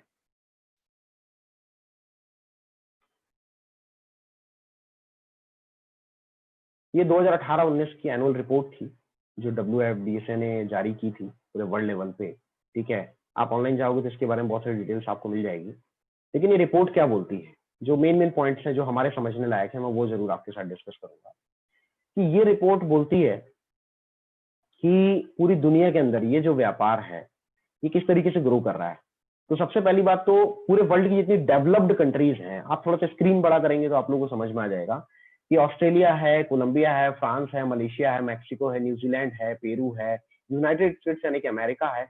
वहां ये बिजनेस बहुत तेजी से ग्रो कर रहा है। और आप सबको एक चीज बहुत अच्छे से पता है कि जो 20 साल पहले अमेरिका करता था, 20 साल बाद इंडिया अपने आप करने लग जाता है। ठीक है, वो तो हम वैसे भी जितनी भी डेवलप कंट्रीज है उन्हें हम फॉलो कर ही रहे हैं, और फॉलो करना भी चाहिए। जिस चीजों से डेवलपमेंट हो रहा है, जिन चीजों से भाई लोग आगे बढ़ रहे हैं, उसको फॉलो तो करना पड़ेगा। तो डायरेक्ट सेलिंग मॉडल को ये लोग बहुत ज्यादा फॉलो करते हैं। और इसका रिजल्ट क्या है, ये एग्जैक्ट आंकड़ा दिया हुआ है कि 2015 में पूरे वर्ल्ड लेवल पे जो डायरेक्ट सेलिंग का आंकड़ा था 183.6 बिलियन का था। 2016 में $187 का था। $187 बिलियन है, ये बिलियंस में है। ठीक है, ये नीचे लिखा हुआ है साफ साफ इन यूएसडी बिलियंस। 2017 में 190.6 और 2018 में 192.9। अभी 19-20 का नहीं आया, 19-20 का आएगा तो हम आपको वो भी दे देंगे। अब इसमें लीडिंग कंट्रीज कौन सी हैं जो लीड कर रही है डायरेक्ट सेलिंग के अंदर और कितना तक रेवेन्यू जनरेट कर रही है, उस पर भी मैं आपको दिखाना चाहूंगा। ठीक है, कि 2 in 1 फर्स्ट पोजीशन पे दो हैं जो स्टैंड कर रहे हैं। ठीक है, एक चाइना, ठीक है, जो वैसे भी ज्यादातर चीजों में आगे बढ़ता है, उसका 35,732 बिलियन डॉलर्स का बिजनेस है पूरे वर्ल्ड में डायरेक्ट सेलिंग का। दूसरे नंबर पे फर्स्ट पोजीशन ही है, ठीक है, थोड़ा सा अंतर है, 35,350 करोड़ डॉलर्स का, ठीक है, बिलियन डॉलर्स का ये बिजनेस कर रहा है यूनाइटेड स्टेट्स यानी कि अमेरिका। तीसरे नंबर पे कोरिया है, जर्मनी है, जापान है, ब्राजील है, मैक्सिको है, फ्रांस है, मलेशिया और ताइवान है, जो चाइना के अंदर ही आता है। तो कहीं ना कहीं ये 10 कंट्रीज है जो लीडिंग कंट्रीज है, जो पूरे वर्ल्ड के अंदर डायरेक्ट सेलिंग को सबसे ज्यादा कंट्रीब्यूट कर रही है। और ये इन्होंने ये बात शो कर दी है कि जब इन्होंने इतना रेवेन्यू जनरेट किया है, मतलब इतना पैसा कमाया हुआ है लोगों ने, और इतना पैसा इन इंडस्ट्रीज ने इन कंट्रीज के थ्रू कमाया हुआ है, मतलब इससे पता चल रहा है कि इस इंडस्ट्री ने अगर इन कंट्रीज में इतना पैसा कमाया जो डेवलप्ड कंट्रीज है, तो India is the biggest market. India एक सबसे बड़ी मार्केट है। मतलब ये जो 10 कंट्रीज है ना, सिर्फ ये 10 कंट्रीज अगर 100 रुपया डायरेक्ट सेलिंग पूरी दुनिया में कमाती है, तो उसमें 79 रुपीज, मतलब 79% of the global sales are generated by the top 10 countries. इसी 10 कंट्रीज में से ये 79% पेमेंट आता है। ठीक है, और 3 of 4 region had sales growth driving global growth. Global growth के अंदर 3 में से 4 जो लोग हैं वो सेल्स फील्ड से आ रहे हैं। और आज कहीं ना कहीं ये एक बहुत बड़ा आंकड़ा बन चुका है। मतलब ये आंकड़े छोटे नहीं है जो मैं आप लोगों को शो कर रहा हूँ। आज पूरी दुनिया के अंदर 118.4 मिलियन पीपल डायरेक्ट सेलिंग के इन्वॉल्व। कुछ लोग बोलते हैं सर 2 नहीं आएंगे, 4 नहीं, किसने किया है सर, किया भी है या नहीं? पूरी दुनिया में 118.4 मिलियन पीपल्स इस व्यापार के अंदर already as a career involve है। और ये भी एग्जैक्ट आंकड़ा दिया हुआ है। 2015 में 104.6 थे, 2016 में 113.7 थे, 2017 में 116.6 थे, और 2018 में आंकड़ा 118.4 है। मतलब इसको आप मिलियन में है, अगर इसको आप करें तो 1 मिलियन में 10 लाख लोग आते हैं, 118 गुणे 10 कर लीजिएगा, ठीक है, तो आपको समझ 10 लाख कर लीजिएगा तो आपको ऑटोमेटिक समझ आएगा कितने करोड़ों लोग ऑलरेडी इस इंडस्ट्री के अंदर इन्वॉल्व हैं। मतलब 100 मिलियन से भी ज्यादा लोग। ठीक है, मतलब 100 मिलियन से ज्यादा लोगों का मतलब है कि लगभग शायद 100 करोड़ लोग या फिर 10 करोड़ से ऊपर लोग हैं जो इस बिजनेस के अंदर इन्वॉल्व है। 10 करोड़ से ऊपर लोग ऑलरेडी पूरी दुनिया में इस बिजनेस के अंदर इन्वॉल्व है। इंडिया के अंदर अगर हम बात करें तो इंडिया के अंदर भी बहुत सारा, और इसमें सबसे अच्छा आंकड़ा, मतलब चौंकाने वाला आंकड़ा क्या है, पहले ही आंकड़ा 68% का था, आज पूरे वर्ल्ड लेवल पे 74% वुमेन्स और 26% मेंस। यानी कि दुनिया का आंकड़ा ये बोलता है कि 74% लड़कियां हैं जो इस इंडस्ट्री के अंदर इन्वॉल्व हैं और बहुत तेजी से आगे बढ़ रही हैं, और 26% जो है लड़के हैं यानी कि पुरुष। ठीक है, मेल कैटेगरी जो इसके अंदर लीड कर रही है। इंडिया के अंदर भी आंकड़ा बहुत बड़ा है। इंडिया के अंदर भी लगभग 60% से ऊपर जो लेडीज हैं वो इस बिजनेस के अंदर तेजी से आगे बढ़ रही है। ठीक है, मतलब बहनों ने तो हर जगह हमारी बाजी मारी हुई है। ठीक है, ज्यादा बात नहीं करेंगे यार, थोड़ा बुरा लगता है अपने आप को पीछे देखते हुए। ठीक है, तो ये वर्ल्ड रैंकिंग है। तो आज कहीं ना कहीं है, अगर मैं इस पूरी रिपोर्ट को समझाने जाऊंगा तो ये रिपोर्ट मैं पूरी आपको समझाऊंगा तो मैं आपको ये चीजें बता सकता हूँ कि बहुत ही तेजी से इंडस्ट्री आगे बढ़ रही है। मतलब टॉप अर्नर्स की कमी नहीं है। टॉप 10 एमएलएम अर्नर्स पे भी आप जाओगे तो आपको मिलेगा कि भाई कितने सारे लोग हैं जो आज आगे बढ़ रहे हैं। और ड्यू सॉफ्ट में ये चीजें कैसे काम करती हैं, मैं उस पर भी आपको जरूर शो करना चाहूंगा। आई विल शो यू। ठीक है, जस्ट ए मिनट। ये कुछ आंकड़े हैं जो आपको ड्यू सॉफ्ट के पास ही मिलेंगे या तो हमारे जरिए आपको मिल जाएंगे। ठीक है, मैं आपको दिखाता हूँ।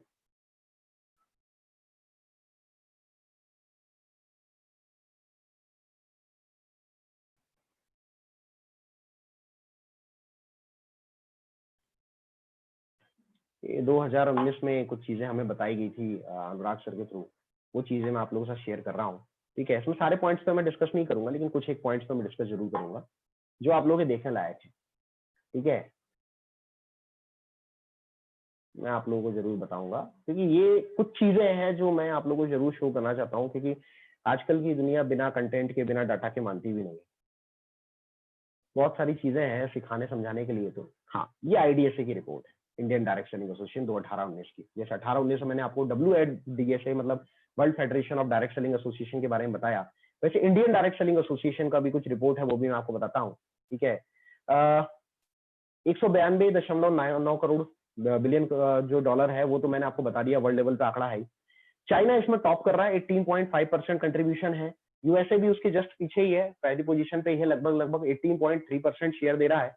अब इंडिया के अंदर देखा जाए तो 2015-16 की रिपोर्ट बोलती है कि 8,308 करोड़ का डॉलर्स में है ये सारा का सारा, इतना बिजनेस इंडिया के अंदर डायरेक्ट सेलिंग इंडस्ट्री ने दिया। 2017-18 में यही बिजनेस 11,670 करोड़ का था। 2018-19 में यही बिजनेस 13,080 करोड़ का था, और ग्रोथ रेट लगातार 13% का है। मतलब लगातार ये बिजनेस बढ़ रहा है इंडिया के अंदर। आज इंडिया के अंदर 5.8 मिलियन टोटल डायरेक्ट सेलर्स हैं। ठीक है, पूरी दुनिया में हमने आपको आंकड़ा बताया 118.4 मिलियन, इंडिया के अंदर 5.8 मिलियन, मतलब 58 लाख लोग हैं ऑलरेडी जिन्हें ये व्यापार रोजगार दे रहा है। मतलब आप अगर ये जानना चाहते हैं कि वाकई इस व्यापार ने रोजगार दिया, तो 58 लाख लोगों को ऑलरेडी ये व्यापार रोजगार देकर बैठा हुआ है इंडिया के अंदर। ठीक है, contributed 2,500 crore to the exchequers during the period, और इस पीरियड के अंदर 2500 करोड़ से भी ज्यादा है जो लोगों के बीच में बटा है। अब स्टेजेस क्या होता है किसी भी इंडस्ट्री के, पूरी इंडस्ट्री की बात करूंगा मैं, अभी पर्टिकुलर ड्यूसॉफ्ट की बात नहीं करूंगा। कोई भी इंडस्ट्री जब शुरू होती है, जैसे कि हम लोगों को एग्जांपल देते हैं, प्लास्टिक एक नया नया आया, लोगों ने अपोज किया, बाद में लोगों ने एक्सेप्ट किया। फिर पेट्रोलियम नया नया आया, लोगों ने अपोज किया, बाद में एक्सेप्ट किया। प्रॉपर्टीज नई नई आई, पहले लोगों ने रिजेक्ट किया, फिर बाद में एक्सेप्ट किया। फिर उसके आईटी नई नई आई, लोगों ने रिजेक्ट किया, बाद में एक्सेप्ट किया। देखो, हर इंडस्ट्री के ना फेसेस होते हैं, एक नेगेटिव फेस होता है, फिर उसके बाद एक पॉजिटिव फेस होता है, फिर कॉम्पिटिशन फेस होता है, सॉरी ये ग्रोथ फेस होता है, फिर पॉजिटिव फेस होता है। तो ये कई सालों में होता है। तो 1996 में लगभग कहा जाता है कि इंडिया के अंदर ये बिजनेस शुरू हुआ था। ठीक है, जब बहुत सारी कंपनीज आई, 2000 में ड्यूसॉफ्ट ने भी ये बिजनेस इंडिया के अंदर शुरू किया डायरेक्ट सेलिंग का। 2016 एक एग्जैक्ट डेट है, लिखित तौर में कुछ भी नहीं था, लेकिन तो लिखित तौर पे अगर कोई आपसे पूछे कि ये बिजनेस सामने कब आया लिखित तौर पे, तो 2016 जब भारत सरकार गाइडलाइन लेके आई। ये इस एग्जैक्ट डेट को मैं डेट भी बताऊंगा आपको किस डेट में हुआ। तो ये एक डेट था जिस डेट में ये इंडस्ट्री इंडिया के अंदर आई। लगभग 1996 से लेकर, मतलब शुरुआत का जो अर्ली स्टेज होता है वो नीचे, बिल्कुल आप ये ग्राफ से समझ सकते हो, नीचे का होता है। फिर धीरे धीरे वो ऊपर की ओर जाता है। फिर उसके मैच्योरिटी स्टेज होता है जहां वो पीक पे जाता है। फिर उसके बाद लेटेंसी डेड जोन, तो डेड जोन लगभग 100 साल के बाद आता है। ठीक है, ये 20-20, 30-30, 40-40 साल में होता है। तो 1996 एकदम स्टार्टिंग था। 1986 2016 में कहीं ना कहीं इंट्रोडक्शन स्टेज था, जब सही मायने में लोगों को इसके बारे में पता चला, जब सरकार इसमें इन्वॉल्व हुई। और कहीं ना कहीं अभी ग्रोथ स्टेज चल रहा है। और सबसे सही समय अगर किसी भी इंडस्ट्री को ज्वाइन करने का माना जाता है, तो वो तब जब वो ग्रोथ मोड में होता है। सरकारी नौकरी के अंदर आप भी जानते हो, जिनका हमें एग्जांपल दिया जाता है, वो सबसे ज्यादा लोग 1985 और 90 और 90s के टाइम में ज्यादातर लोग सरकारी नौकरी में लगे, जिन लोगों की सैलरी अभी बहुत ज्यादा है, जिनको कहीं ना कहीं देखकर हम अट्रैक्ट होते हैं। वो ग्रोथ मोड था, जबकि आप जानते हो कि उस समय में लोगों को ज्यादा सैलरी नहीं दी जाती। तो एक एडवांटेज मिला लोगों को उस टाइम का। तो जिन्होंने वो चीज ज्वाइन की, वो आज बहुत आगे हैं। तो आज कहीं ना कहीं 10 साल पहले जैसे लोगों ने ड्यूसॉफ्ट ज्वाइन किया, जैसे हमने ज्वाइन किया, आज 12-15 साल पहले जिन्होंने ज्वाइन किया, उनको तो जो फायदा मिला मिला, लेकिन सबसे बेस्ट टाइम अगर चल रहा है तो अभी चल रहा है, क्योंकि ग्रोथ फेज चल रहा है। अभी बहुत तेजी से आप ज्वाइन कर सकते हो। अभी आपके पास ट्रेनर्स हैं, लीडर्स हैं, बैकअप है, एक्सपीरियंस है, बहुत सारी चीजें हैं जो आपको मैच्योरिटी स्टेज तक लेके जाएगा। जो मैच्योरिटी स्टेज है वो लगभग आएगा 2030-2035 तक या 2040 तक आप पकड़ सकते हो। तो जब मैच्योरिटी स्टेज आएगा, मतलब ये इंडस्ट्री जब पीक पे होगी, और जब इसके अंदर लोग करोड़ों में कमा रहे होंगे, इन करोड़ कमा रहे होंगे लगभग हर दूसरा आदमी, तो ये करोड़ों में कौन सा व्यक्ति आएगा? वही व्यक्ति आएगा जो 2020 के समथिंग स्टार्ट कर रहा है। ठीक है, जिसने पहले से स्टार्ट कर रखा है। तो आप इस स्टेज में आ सकते हो, अगर आप ज्वाइन करते हो तो आप बहुत ऊपर जाओगे। ठीक है, ये कुछ आंकड़े और है। 2013 में 7,000 करोड़, 7,200 करोड़, और उसके अलावा मैंने आंकड़े आपको दे ही रखे हैं। 2015-16 में क्या थे, 16-17 में क्या थे, 18 में क्या थे, तो आंकड़े मैंने ऑलरेडी दे रखे हैं। ये पूरा ग्राफ है, और ये ग्राफ बोलता है, केपीएमजी और फिक्की की रिपोर्ट है कि इंडिया के अंदर ये बिजनेस 64,500 करोड़ डॉलर्स का जाएगा। बिल्कुल सही सुन रहे हो आप, 645 बिलियन, ठीक है, रुपीस, मतलब 64,500 करोड़ रुपीस का ये बिजनेस जाने वाला है 2025 तक इंडिया के अंदर, जो भारत सरकार की ही कुछ रिपोर्ट्स बोलती है। ठीक है, मैंने नहीं बोली हुई है, ये रिपोर्ट्स बनी हुई है। तो ये रिपोर्ट्स आपको, और ये सारे आपको गूगल पे मिल जाएगा, चाहे तो मैं अभी आपको तुरंत सर्च करके भी दिखा सकता हूँ, नेट तो ऑलरेडी हमारे पास कनेक्ट है। तो नेटवर्क मार्केटिंग का ग्रोथ ऐसे ही हो रहा है। पहले जो अर्ली स्टेज था 2010 के समथिंग जब ज्वाइनिंग हुआ था, बहुत छोटा सा था, ठीक है, गिनती के लोग थे जो थे, बहुत सारे लोग इसलिए छोड़ जाते थे कि उन्हें आसपास कोई दिखता ही नहीं था। लेकिन 2012 में एकदम से थोड़ा सा बढ़ा, तो कहीं ना कहीं 60 लोग इसमें आ गए। फिर 2014 में और बढ़ा, फिर उसके बाद 16 में और बढ़ा, 18 में और बढ़ा, और 2025 तक ये 64,500 करोड़ का जाने वाला है। मतलब 2010 में ये 4,000 करोड़ का था, 2012 में 6,000 करोड़ का था, 2014 में 7,700 करोड़ का था, 2016 में 8,500 करोड़, 2018 में ये लगभग 10,000 करोड़ से ऊपर चला गया, 11,000 करोड़ का मैंने आपको ग्राफ बताया हुआ था, और 2025 तक 64,500 करोड़। तो ये ग्रोथ रेट है नेटवर्क मार्केटिंग इंडस्ट्री का। मतलब 2016 से लेकर 2025 के बीच में जितने लोग इन्वॉल्व हो रहे हैं, उनके लिए सबसे बेस्ट टाइम है इस इंडस्ट्री में इन्वॉल्व होने का, जिसमें वो बहुत पैसा कमाने वाले हैं। और वुमेन्स इंडिया में भी लीड कर रही हैं, 58% का आंकड़ा है, मैंने लगभग अप्रॉक्स 60% आपको बताया था। पूरी दुनिया में 74% है, इंडिया के अंदर 58% है। मतलब अगर 100 लोग ड्यूसॉफ्ट ज्वाइन करते हैं, 100 लोग अगर डायरेक्ट सेलिंग में ज्वाइन करते हैं, तो 58 लड़कियां होती हैं, 42 लड़के होते हैं।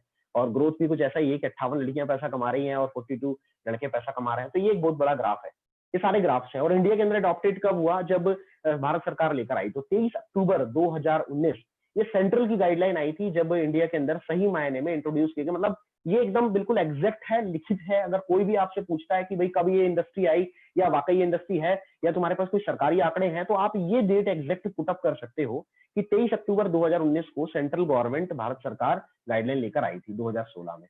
9 सितंबर को मॉडल गाइडलाइंस आ गई थी डायरेक्ट सेलिंग को लेकर, और 26 अक्टूबर 2019 से 2016 को कहीं ना कहीं ये चीजें बन रही थी। और 2019 23 अक्टूबर 2019 सेंट्रल ने गाइडलाइन जारी कर दी। मतलब बनाने का काम तो चल ही रहा था 2016 में, और एग्जैक्ट सेंट्रल गाइडलाइन 2019 में ला चुकी थी। सही 2000 नहीं, मैं आपके सामने जो आंकड़े देने, सॉरी मैं गलत बोल दिया मैंने आपको।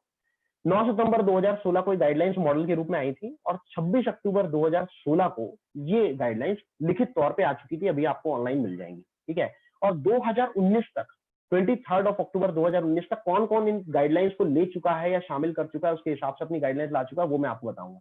पूरे इंडिया के अंदर 30 स्टेट्स और यूनियन टेरिटरीज है, यानी कि राज्य और केंद्र शासित प्रदेश, जहां पे हर जगह पर एक एक नोडल ऑफिसर अपॉइंट किया गया है। यानी कि ए ग्रेड ऑफिसर होता है जो कलेक्टर रैंक का होता है, वो अपॉइंट किया गया है।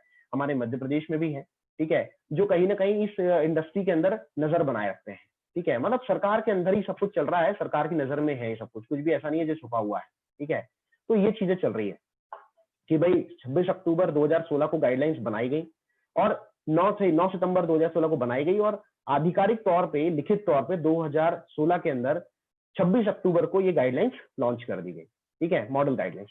13 स्टेट है जो अभी इसी के हिसाब से, सेंट्रल की गाइडलाइन के हिसाब से अपने आप को भी अडॉप्ट करके ला चुके हैं, जिनमें 24 जुलाई 2019 से सबसे लास्ट में हिमाचल प्रदेश ने लाया। सबसे पहले कौन लेकर आया था इसके बाद? 10 अक्टूबर 2017 छत्तीसगढ़ में आई, ठीक है। फिर उसके बाद 24 अक्टूबर 2017 को सिक्किम में आई, फिर 1 दिसंबर 2017 को तेलंगाना में आई, फिर 8 दिसंबर को 2017 को आंध्र प्रदेश में आई, फिर 8 फरवरी 2018 को उड़ीसा, फिर उसके बाद 4 जून 2018 केरला, फिर उसके बाद 20 जून 2018 मिजोरम, 6 जुलाई 2018 वेस्ट बंगाल, 7 अगस्त 2018 राजस्थान, 31 अक्टूबर 2018 तमिलनाडु, 6 दिसंबर 2018 गोवा, 11 जुलाई 2019 महाराष्ट्र, और लास्ट में 24 जुलाई 2019 हिमाचल प्रदेश। इतनी जगहों पे ऑलरेडी गाइडलाइंस आ चुकी है, ठीक है। और ये सारी गाइडलाइंस सेंट्रल के हिसाब से ही है।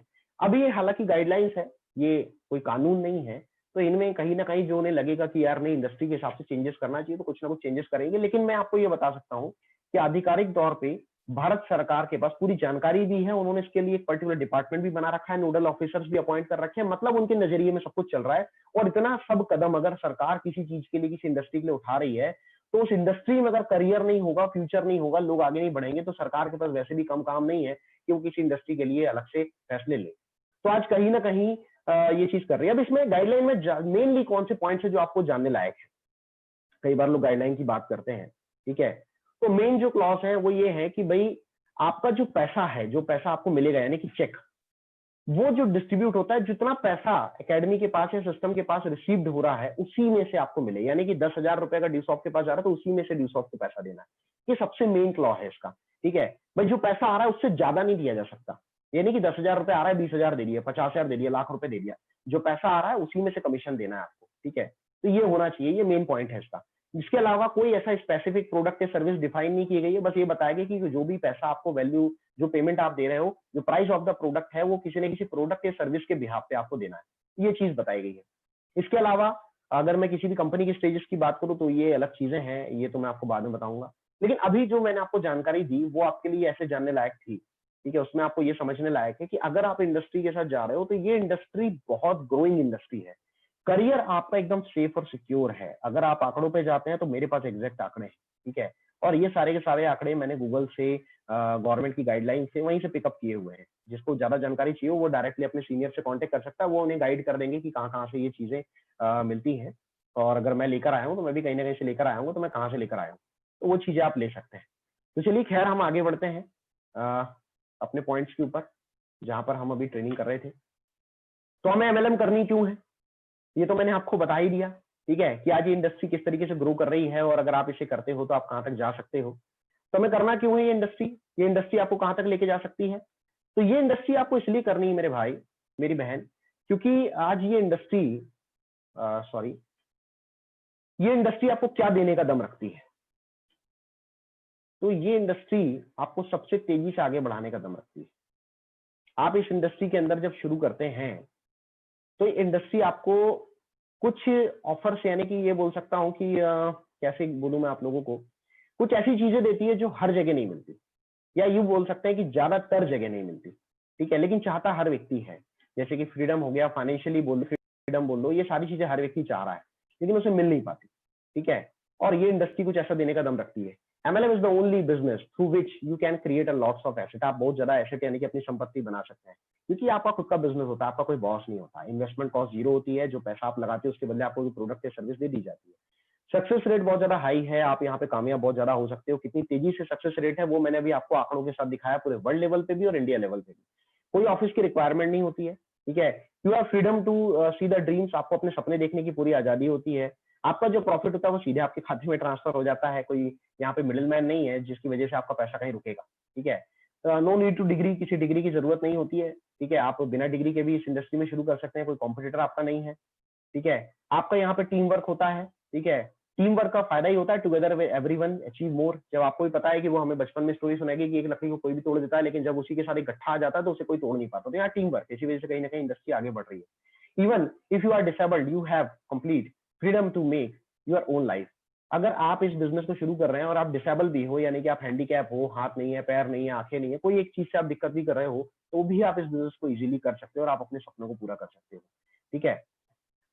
इसके अलावा अगर मैं बात करूं तो यहाँ पर आप अपनी इनकम खुद डिसाइड करते हो। जिस दिन आप ड्यूसॉफ्ट ज्वाइन करते हो आपको पता है आपकी आईडी पे 1.5 लाख फिक्स कर दिया जाता है। अब आप 10,000 कमाओगे, 20,000 या 1.5 लाख रुपए आप डिसाइड करोगे। यहाँ कोई बॉस नहीं है, कोई सीनियर भी डिसाइड नहीं करेगा कि आप कितना पैसा कमाओगे, वो आप डिसाइड करोगे। इस फील्ड के अंदर किस तरह का रिसेशन नहीं है, आप अच्छी तरह से जानते हो, किस तरह की कोई मंदी नहीं है, ठीक है। पूरी दुनिया में मंदी अभी भी चल रही है, लेकिन कहीं ना कहीं हमारे ऊपर इस चीज का असर नहीं है। सरकार बड़े बड़े फैसले ले रही है उन सेक्टर्स के लिए जिन सेक्टर्स के अंदर हम कहीं ना कहीं या तो जॉब करना चाहते हैं या वो सेक्टर के अंदर बिजनेस शुरू करना चाहते हैं, जिसमें एमएसएमई एक बहुत बड़ा नाम है, एविएशन एक बहुत बड़ा नाम है, ठीक है, मतलब लघु उद्योग, कुटीर उद्योग, ठीक है, एयरपोर्ट के अंदर, सरकारी नौकरी के अंदर। लेकिन वो खुद ही अपने आप को नहीं बचा पा रहे हैं और उसके लिए सरकार को फैसले लेने पड़ रहे हैं, ठीक है, सरकार उनके लिए फंड जारी कर रहे हैं। लेकिन अगर हम अपने इंडस्ट्री की बात करें एमएसएम, तो पिछले 4 महीनों के अंदर तो क्या बूम क्रिएट हुआ है ये आप साथियों से ज्यादातर लोग जानते हैं, ठीक है। तो इस फील्ड के अंदर कोई रिसेशन, कोई मंदी है नहीं, इक्वल बिहेवियर है, हर किसी के साथ समानता से बात की जाती है, कोई मोनोपोली नहीं है, ठीक है। फ्रीडम ऑफ ट्रैवलिंग, आप पूरी दुनिया में कहीं भी ये व्यापार कर सकते हो, कहीं भी ट्रैवल कर सकते हो, कोई ब्राइब, कोई रिश्वत आपको देनी नहीं होती है और ना ही दी जाती है यहाँ पर, ठीक है, ऐसा कुछ भी नहीं है, ठीक है, कोई भी मालखोरी नहीं है, कोई भी रिश्वतखोरी नहीं है, ठीक है। You have every right to choose your customer. सबसे अच्छी बात, आप किसके साथ काम करेंगे, किसके साथ काम नहीं करेंगे, ये भी आपको चूज करना होता है। कोई जबरदस्ती नहीं होती कि आपको किसी पर्टिकुलर बंदे के साथ ही काम करना है, ठीक है। वीकली पे आउट होता है, आप लोगों की मदद कर सकते हैं, कोई मशीन रिक्वायर्ड नहीं है, ठीक है। Only dream, passion, believe are required. सिर्फ एक ही चीज आपके अंदर चाहिए कि आपके अंदर सपने होने चाहिए, आपके अंदर पैशन होना चाहिए और विश्वास होना चाहिए। ये 3 चीजें अगर आपके साथ हैं तो आप इजीली आगे बढ़ सकते हो, कोई मशीनरी होने की जरूरत नहीं, ठीक है। If you believe in luck, no tension, ठीक है। अगर आप सपनों के ऊपर, आप अगर अपनी किस्मत के ऊपर भरोसा करते हैं तो भी टेंशन लेने की जरूरत नहीं। कोई बोलते हैं सर मेरी किस्मत तो बहुत बड़ी बोरी, कोई टेंशन मतलब मेरे भाई, तेरे साथ अगर अच्छा सीनियर है जिसकी किस्मत अच्छी है, तेरे साथ अगर एक अच्छी टीम में से 2-3 बंदे मिल जाए लेफ्ट और राइट में, और वो दोनों के साथ तू बिजनेस कर जाए तो उनकी किस्मत तेरे लिए काम कर जाएगी। तो भी सोचने की जरूरत नहीं है, टेंशन लेने की जरूरत नहीं है, तो आपका बिजनेस आगे बढ़ने वाला है। Networking transform ordinary human being into extraordinary human being.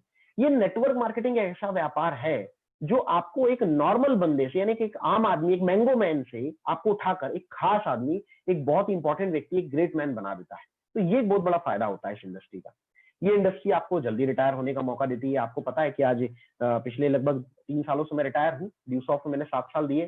ठीक है, 7 साल के बाद से रॉयल्टी अचीव हो गई और उसके बाद से लोगों को गाइड करना, मतलब सिर्फ टीम रोटेट करना होता है। एक टाइम एक ऐसा आता है इंडस्ट्री के अंदर जब आपको सिर्फ रोटेट करना होता है अपने बिजनेस को, टीम को रोटेट करना होता है, उसके बाद पेमेंट आ जाता है।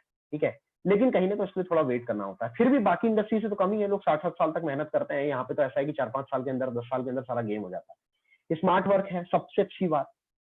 दुनिया स्मार्ट वर्क करना चाहती है, हार्ड वर्क नहीं करना चाहती, तो ये स्मार्ट वर्क है। मोटिवेशन पावर है सबसे अच्छी बात, कि भाई आज दुनिया में हताश करने वाले लोग बहुत मिलते हैं, लेकिन मोटिवेट करने वाले लोग, पिंच करने वाले लोग, कहीं ना कहीं आपको आगे तक पुल करने वाले लोग कम मिल पाते हैं। और ये इंडस्ट्री आपको देखिए बेस्ट सपोर्टिंग टीम है जो आपको लगातार सपोर्ट करती है। फैमिली सिक्योरिटी है, टाइम फ्रीडम है, मनी फ्रीडम है। ठीक है, ये आपको मिलता है। लव है, रिस्पेक्ट है, रिकॉग्निशन है, परमानेंट इनकम है, ग्रोइंग इनकम है, अनलिमिटेड इनकम है, जनरेशन टू जनरेशन इनकम है इस व्यापार के अंदर। और इसी वजह से कहीं ना कहीं हमें एमएलएम करना चाहिए। ठीक है, और भाई अगर मैं बात करूं परमानेंट की, ग्रोइंग, अनलिमिटेड की, ongoing, generation to generation, time, money plus security is equal to lifestyle. आप सब जानते हो, नेटवर्क मार्केटिंग फाइनेंशियल फ्रीडम देता है। हर 500 करोड़पति इस इंडस्ट्री से आ रहा है, और जिसके पास समय भी हो, पैसा भी हो और सिक्योरिटी भी हो, मतलब उसकी लाइफ स्टाइल बेस्ट होगी। ये बात आप में से चीजें छुपी हुई है नहीं। हम में से ज्यादातर लोग इस तरह की लाइफ स्टाइल चाहते हैं, और ये लाइफ स्टाइल आपको मिलती है। इसके लिए मैं लास्ट आपके साथ एक टॉपिक पे डिस्कस करूंगा, रे क्रॉक जी की जिंदगी को लेकर, जो मैकडॉनल्ड्स के को फाउंडर थे और मैकडॉनल्ड्स के मालिक थे। कि इन्होंने जे पॉल गेटी, जिनका नाम हमने शुरू में लिया, जिसके बात कर रहे थे कि लोग नहीं जानते कि ये प्रिंसिपल्स क्या है जे पॉल गेटी जी के, उन्हें फॉलो किया और वो आगे बढ़े। क्या प्रिंसिपल्स थे इनके? इन्होंने 6 प्रिंसिपल दिए थे। पहले इन्होंने कहा था कि अगर आप कोई भी काम करते हो तो आपको ये देखना पड़ेगा कि वास्ट विजन आपके पास होना चाहिए, कि दूरअंदेशी होना चाहिए, कि आप जो काम आज कर रहे हो, अगर आप उस काम को 5 साल करते हो तो आप कहां तक पहुंचते हो। दूसरी बात इन्होंने कही कि भाई nobody can become millionaire by doing job. ये बिल गेट्स भी बोलते हैं ये बात। तो कहीं ना कहीं कोई भी व्यक्ति अगर अमीर बन रहा है तो वो जॉब करके तो नहीं हो पा रहा है। मैं जॉब की बिल्कुल भी बुराई नहीं कर रहा हूं। अगर आप में से कोई जॉब पर्सन है और अगर कोई काम कर रहा है, यार यू आर वेरी लकी, आपको जॉब मिली है, लोगों को तो मिल नहीं पाती। आप कम से कम 10,000 तो कमा रहे हो, बाकी तो आदमी अपना टाइम वेस्ट कर रहा है। लेकिन वो जॉब करके पैसा कमा सकते हैं, मिलियनियर यानी कि करोड़पति नहीं बन सकते। ये कहना कहीं ना कहीं इनका था। ठीक है, इनका कहना ये भी था कि आप अपने खुद के बॉस बनिए अगर आपको बिजनेस करना है तो। ठीक है, आपको ट्रेंड को फॉलो करना पड़ेगा, जिसका जमाना है आज तक चलना पड़ेगा। आज 4G टेक्नोलॉजी का जमाना है। इस जमाने में आप टेलीफोन के ऊपर या फिर चिट्ठी पत्री के ऊपर काम करें तो आपको भी पता है कि कौन आपको पूछने वाला है। ठीक है, आज हर जगह कहीं ना कहीं ट्रेंड चेंज हो रहा है। ग्रीन रिवॉल्यूशन यानी कि हरित क्रांति आई, फिर प्लास्टिक रिवॉल्यूशन यानी कि प्लास्टिक क्रांति आई, फिर पेट्रोलियम आया, फिर आईटी आया, और आज एमएलएम रिवॉल्यूशन चल रहा है। डायरेक्ट सेलिंग के अंदर क्रांति आ चुकी है और लोग बहुत तेजी से आगे बढ़ रहे हैं। तो आपको भी ट्रेंड के साथ बढ़ना पड़ेगा। जो ट्रेंड के साथ नहीं चलता वो पीछे रह जाता है। ठीक है, डाइवर्सिफिकेशन करना पड़ेगा। लोग ज्यादातर सोचते हैं कि मैं एक ही जगह से पैसा कमाऊं, लेकिन भाई जो पूरी दुनिया के जो बड़े बड़े इंडस्ट्रियलिस्ट हैं वो सोचते हैं कि मैं भाई 100 रुपए एक दुकान से कमाने के बजाय 100 रुपए 100 अलग अलग दुकानों से कमाऊं, ताकि 2 4 10 दुकानें बंद भी हो तो भी पैसा है। तो डाइवर्सिफिकेशन वाली बात है। हेल्प अदर्स, कहीं ना कहीं लोगों की मदद करनी होगी आगे बढ़ने में। अगर कर भला तो हो भला, बिजनेस आपका आगे बढ़ेगा। इन 6 सिद्धांतों को फॉलो करने वाला सबसे पहला व्यक्ति मैकडॉनल्ड। इस व्यक्ति ने दूर की सोची, अपनी नौकरी छोड़ी, अपना खुद का बिजनेस शुरू किया, ट्रेंड के साथ शुरू किया, रेस्टोरेंट खोला, और आज उसी को डाइवर्सिफाई किया। तो आज पूरी दुनिया के अंदर इस व्यक्ति के देखें हम तो 4 से 5,000 शहरों में लगभग 37,000 से ऊपर रेस्टोरेंट्स हैं, मैकडॉनल्ड की फ्रेंचाइजीज हैं, जिसके अंदर पूरे वर्ल्ड की बड़ी बड़ी कंट्रीज, यूके यानी कि United kingdom, India, USA, Canada, Japan, Malaysia, 4 से 5,000 शहरों में पूरी दुनिया के अंदर इसके रेस्टोरेंट्स हैं, और 37 ऐसे रेस्टोरेंट हैं। और इसकी वजह से क्या हो रहा है कि MLM is the franchise system ने जो एक फ्रेंचाइज सिस्टम दिया उसको बहुत लोग फॉलो भी कर रहे हैं, और इस व्यक्ति ने करोड़ों अरबों रुपए कमाए भी। किया क्या? सिंपल सी एक चीज कि भाई ना अपने टाइम को वेस्ट किया, ठीक है, ना अपने टाइम को ट्रेड किया, बल्कि अपने टाइम को इन्वेस्ट किया पैसिव इनकम की तरफ। क्योंकि उसे पता है दिन में 24 ही घंटे हैं, इस 24 घंटे को तो मैं घूमने फिरने वेस्ट कर दूं या तो कुछ बड़ा कर लूं। और इस व्यक्ति ने कहीं ना कहीं समय को समझा कि समय ही पैसा है, और उसने इन्वेस्ट करके अपना एक नेटवर्क क्रिएट किया। और आज 37,000 रेस्टोरेंट्स की वजह से उसकी इनकम परमानेंट हो चुकी है। कोई ना कोई रेस्टोरेंट आज चल रहा है। आज आपको पता पूरी दुनिया बंद पड़ी, लेकिन चाइना अभी भी खुला हुआ है। चाइना में वो पैंडेमिक सिचुएशन खत्म हो चुकी है, वहां वायरस का असर ना के बराबर है, वहां कोई मरीज नहीं मिल रहा है, तो वहां पे तो रेस्टोरेंट चल रहे होंगे ना। तो भाई कहीं ना कहीं मैकडॉनल्ड पैसा कमा रहा है, परमानेंट इनकम है, ग्रोइंग है। भाई पहले 1-2 रेस्टोरेंट थे, आज पूरी दुनिया में 37,000 से ज्यादा मैकडॉनल्ड के रेस्टोरेंट है, तो ग्रोथ तो होगी होगी। अनलिमिटेड है। व्यक्ति आज काम नहीं भी कर रहा, अपना रेस्टोरेंट नहीं भी चला रहा, दूसरे रेस्टोरेंट से पैसा आ रहा, ऑनगोइंग जनरेशन में जनरेशन है। 1960 में पहला रेस्टोरेंट खोला, 1984 में एक्सपायर हो गया, मरा हुआ व्यक्ति दुनिया का 52वां करोड़पति है। ठीक है, generation to generation income create कर रहा है। ठीक है, तो मैकडॉनल्ड एक फ्रेंचाइज सिस्टम है, और आज कहीं ना कहीं प्राइवेट फ्रेंचाइजिंग का एक बहुत बड़ा क्रेज आ चुका है, जिसके अंदर डायरेक्ट सेलिंग भी आती है। और ड्यूसॉफ्ट एक प्राइवेट फ्रेंचाइजिंग सिस्टम में ही काम करता है, जहां हर व्यक्ति को अपने डुप्लीकेट पैदा करने का अधिकार है।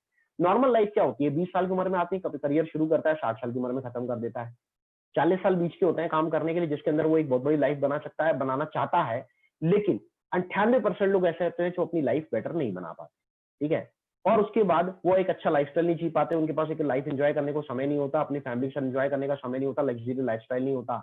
लेकिन जब ड्यू सॉफ्ट में आते हैं तो वो लाइफस्टाइल उन्हें मिल पाता है, ठीक है। जब वो इंडस्ट्री का हिस्सा बनते हैं तो वो लाइफ उन्हें मिल पाता है, क्योंकि ये एक प्राइवेट फ्रेंचाइजिंग के ऊपर ही काम करती है। जैसे आज मैंने स्टार्ट किया, तो आज मुझे ड्यू सॉफ्ट एकेडमी के अंदर 10 साल होते आ रहा है। तो मैंने लेफ्ट में डुप्लीकेट किया पीयूष सर को, राइट में डुप्लीकेट किया पुष्पेंद्र सर को। आज 2 लोगों को डुप्लीकेट किया, 2 लोगों को डुप्लीकेट करने का 12,000 से ऊपर का नेटवर्क बन चुका है।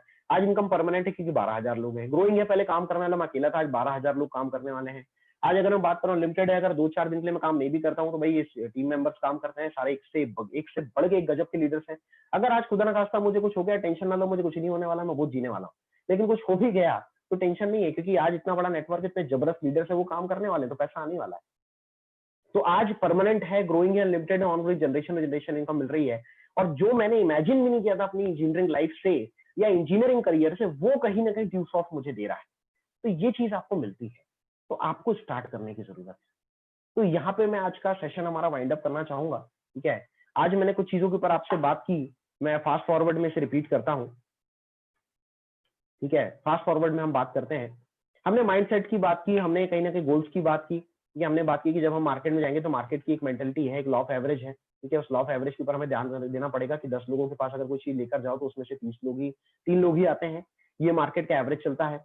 दूसरी हमने बात की कि भाई मार्केट मेंटलिटी नेगेटिव है, लोग ज्यादातर नेगेटिव व्यू रखते हैं, लेकिन हमें डरने की जरूरत नहीं, क्योंकि उन्हें अवेयरनेस नहीं है, नॉलेज नहीं है। उनका हाल बिल्कुल उन 6 अंधों की तरह और उस एक हाथी की तरह है, जिसको लोग सामने होने के बावजूद देख नहीं पा रहे, इसलिए वो अपनी अपनी बातें रख रहे हैं, ठीक है। लेकिन हम अच्छी तरह से जान रहे हैं कि भाई हाथी क्या है, और मैंने आपको ये दिखाने की कोशिश की कि ड्यू सॉफ्ट वाला हाथी, डायरेक्ट सेलिंग वाला हाथी क्या है, और पूरी दुनिया में इसका साइज कितना है, वो मैंने आपको दिखाने की कोशिश की। तो मार्केट बिहेवियर भी होता है, कई बार लोग आपके साथ रिजेक्शन वाला फॉर्मूला करते हैं, कई बार लोग आपके साथ दुर्व्यवहार करते हैं, कुछ लोग फेलियर स्टोरी सुनाते हैं, लेकिन इसमें डरने घबराने वाली जरूरत नहीं होती, क्योंकि यही मार्केट का बिहेवियर है। हमने आपकी कामयाब होने के लिए बात की कि 4 चीजें होनी चाहिए कामयाब होने के लिए, मंजिल होनी चाहिए, रोड होनी चाहिए, व्हीकल होनी चाहिए, ड्राइवर होनी चाहिए। अभी हमने सिर्फ एक चीज पे बात की है, मंजिल के ऊपर, जो फाइनेंशियल फ्रीडम है। दूसरी हमने बात की है एक सही रास्ते के ऊपर, जिसमें job, agriculture, professional, hard work, traditional business आता है। और उसके अलावा लास्ट आता है ट्रेडिशनल बिजनेस के बाद एमएलएम बिजनेस, जो कि जिसपे अभी मैंने सबसे ज्यादा बात की। तो मैंने 2 टॉपिक पे बात कर ली, एक मंजिल क्या है, दूसरी रास्ता क्या है। वो रास्ता एमएलएम कैसे बेहतर बनेगा और इसका कितना बड़ा ये रास्ता आपको कैसे उस तक लेके जा सकता है, कितने लोगों को लेकर गया, वो मैंने आपको वर्ल्ड लेवल पे आंकड़ों के साथ बताया हुआ है, ठीक है। कैसे दुनिया में हर 5वां करोड़पति इस इंडस्ट्री से आ रहा है, ठीक है। पूरे सफल लोगों के विचार मैंने आपको बताया, ढेर सारे लोग हैं जो इस इंडस्ट्री को लेकर बहुत अच्छी अच्छी बातें करते हैं और जिनकी वजह से हम इस इंडस्ट्री को शुरू कर सकते हैं। इस इंडस्ट्री का पोटेंशियल कितना है, ये भी मैंने आपको आंकड़ों के साथ बताया हुआ है, ठीक है।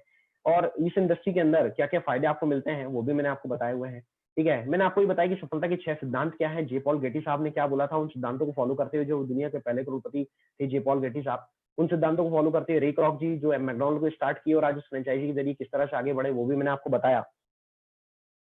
तो आज ये चीजें कहीं ना कहीं इंडिकेट करती है कि we have to be a part of direct selling business. मतलब हमें इस इंडस्ट्री का, हमें इस डायरेक्ट सेलिंग बिजनेस का हिस्सा बनना चाहिए, अगर हमें अपनी लाइफ में आगे बढ़ना है तो। और दोस्त यही चीज कहीं ना कहीं मुझे पता चली, और जिसकी वजह से आज मैं 10 ईयर्स 10 साल मुझे होते आ रहे हैं, और 10 साल से मैं कंटिन्यूअसली इसी बिजनेस को कर रहा हूँ, क्योंकि मुझे ये दिखाई दे रहा है कि सबसे तेजी से फास्टेस्ट ग्रोइंग अगर इंडस्ट्री आज है तो वो डायरेक्ट सेलिंग है। और यूथ के लिए सबसे ज्यादा अगर कोई इंडस्ट्री है जिसके अंदर वो तेजी से आगे बढ़ सकते हैं तो वो डायरेक्ट सेलिंग ही है, ठीक है। अब उसमें ड्यूसॉफ्ट कैसे फिट बैठती है, ड्यूसॉफ्ट एक बेहतर ऑर्गेनाइजेशन कैसे है, उसके ऊपर हम कल बात करेंगे। कल में मे भी हमारा जो ट्रेनिंग टाइम है वो 8 की जगह 9 बजे रह सकता है। वो सीनियर्स आपको इन्फॉर्म कर देंगे आज की डेट में, क्योंकि फ्राइडे के रोज प्रमोद सर का हमारा फीडबैक सेशन रहता है। तो मे भी पॉसिबल है कि कल हम 8 बजे की ट्रेनिंग 9 बजे लगाएं, और अगर वो ट्रेनिंग सेशन कल को सही, वो फीडबैक सेशन नहीं होता है, तो हम एज इट इज जैसे 8 बजे का हमारा टाइम वो करेंगे। तो आप तक लिंक पहुंच जाएगी, लिंक सेम रहेगी जैसे आज है, यही सेम लिंक पर हम कल मिलेंगे। लिंक चेंज करने की आपको जरूरत नहीं है, लिंक इसलिए हम चेंज नहीं कर रहे, और आप हमारे साथ ज्वाइन कर सकते हैं, ठीक है। तो कल में मिलेंगे नए सेशन के साथ, नई चीजों के साथ। और इसके अलावा जो लोग हमारे साथ जुड़े हुए हैं, जो कोर है, प्रिविलेज है, स्टार है, प्रीमियर्स है, आप लोगों के लिए एक बहुत अच्छा मौका है कि आज ये संजय सर का ट्रेनिंग सेशन है, कंपनी लेवल पे ट्रेनिंग है।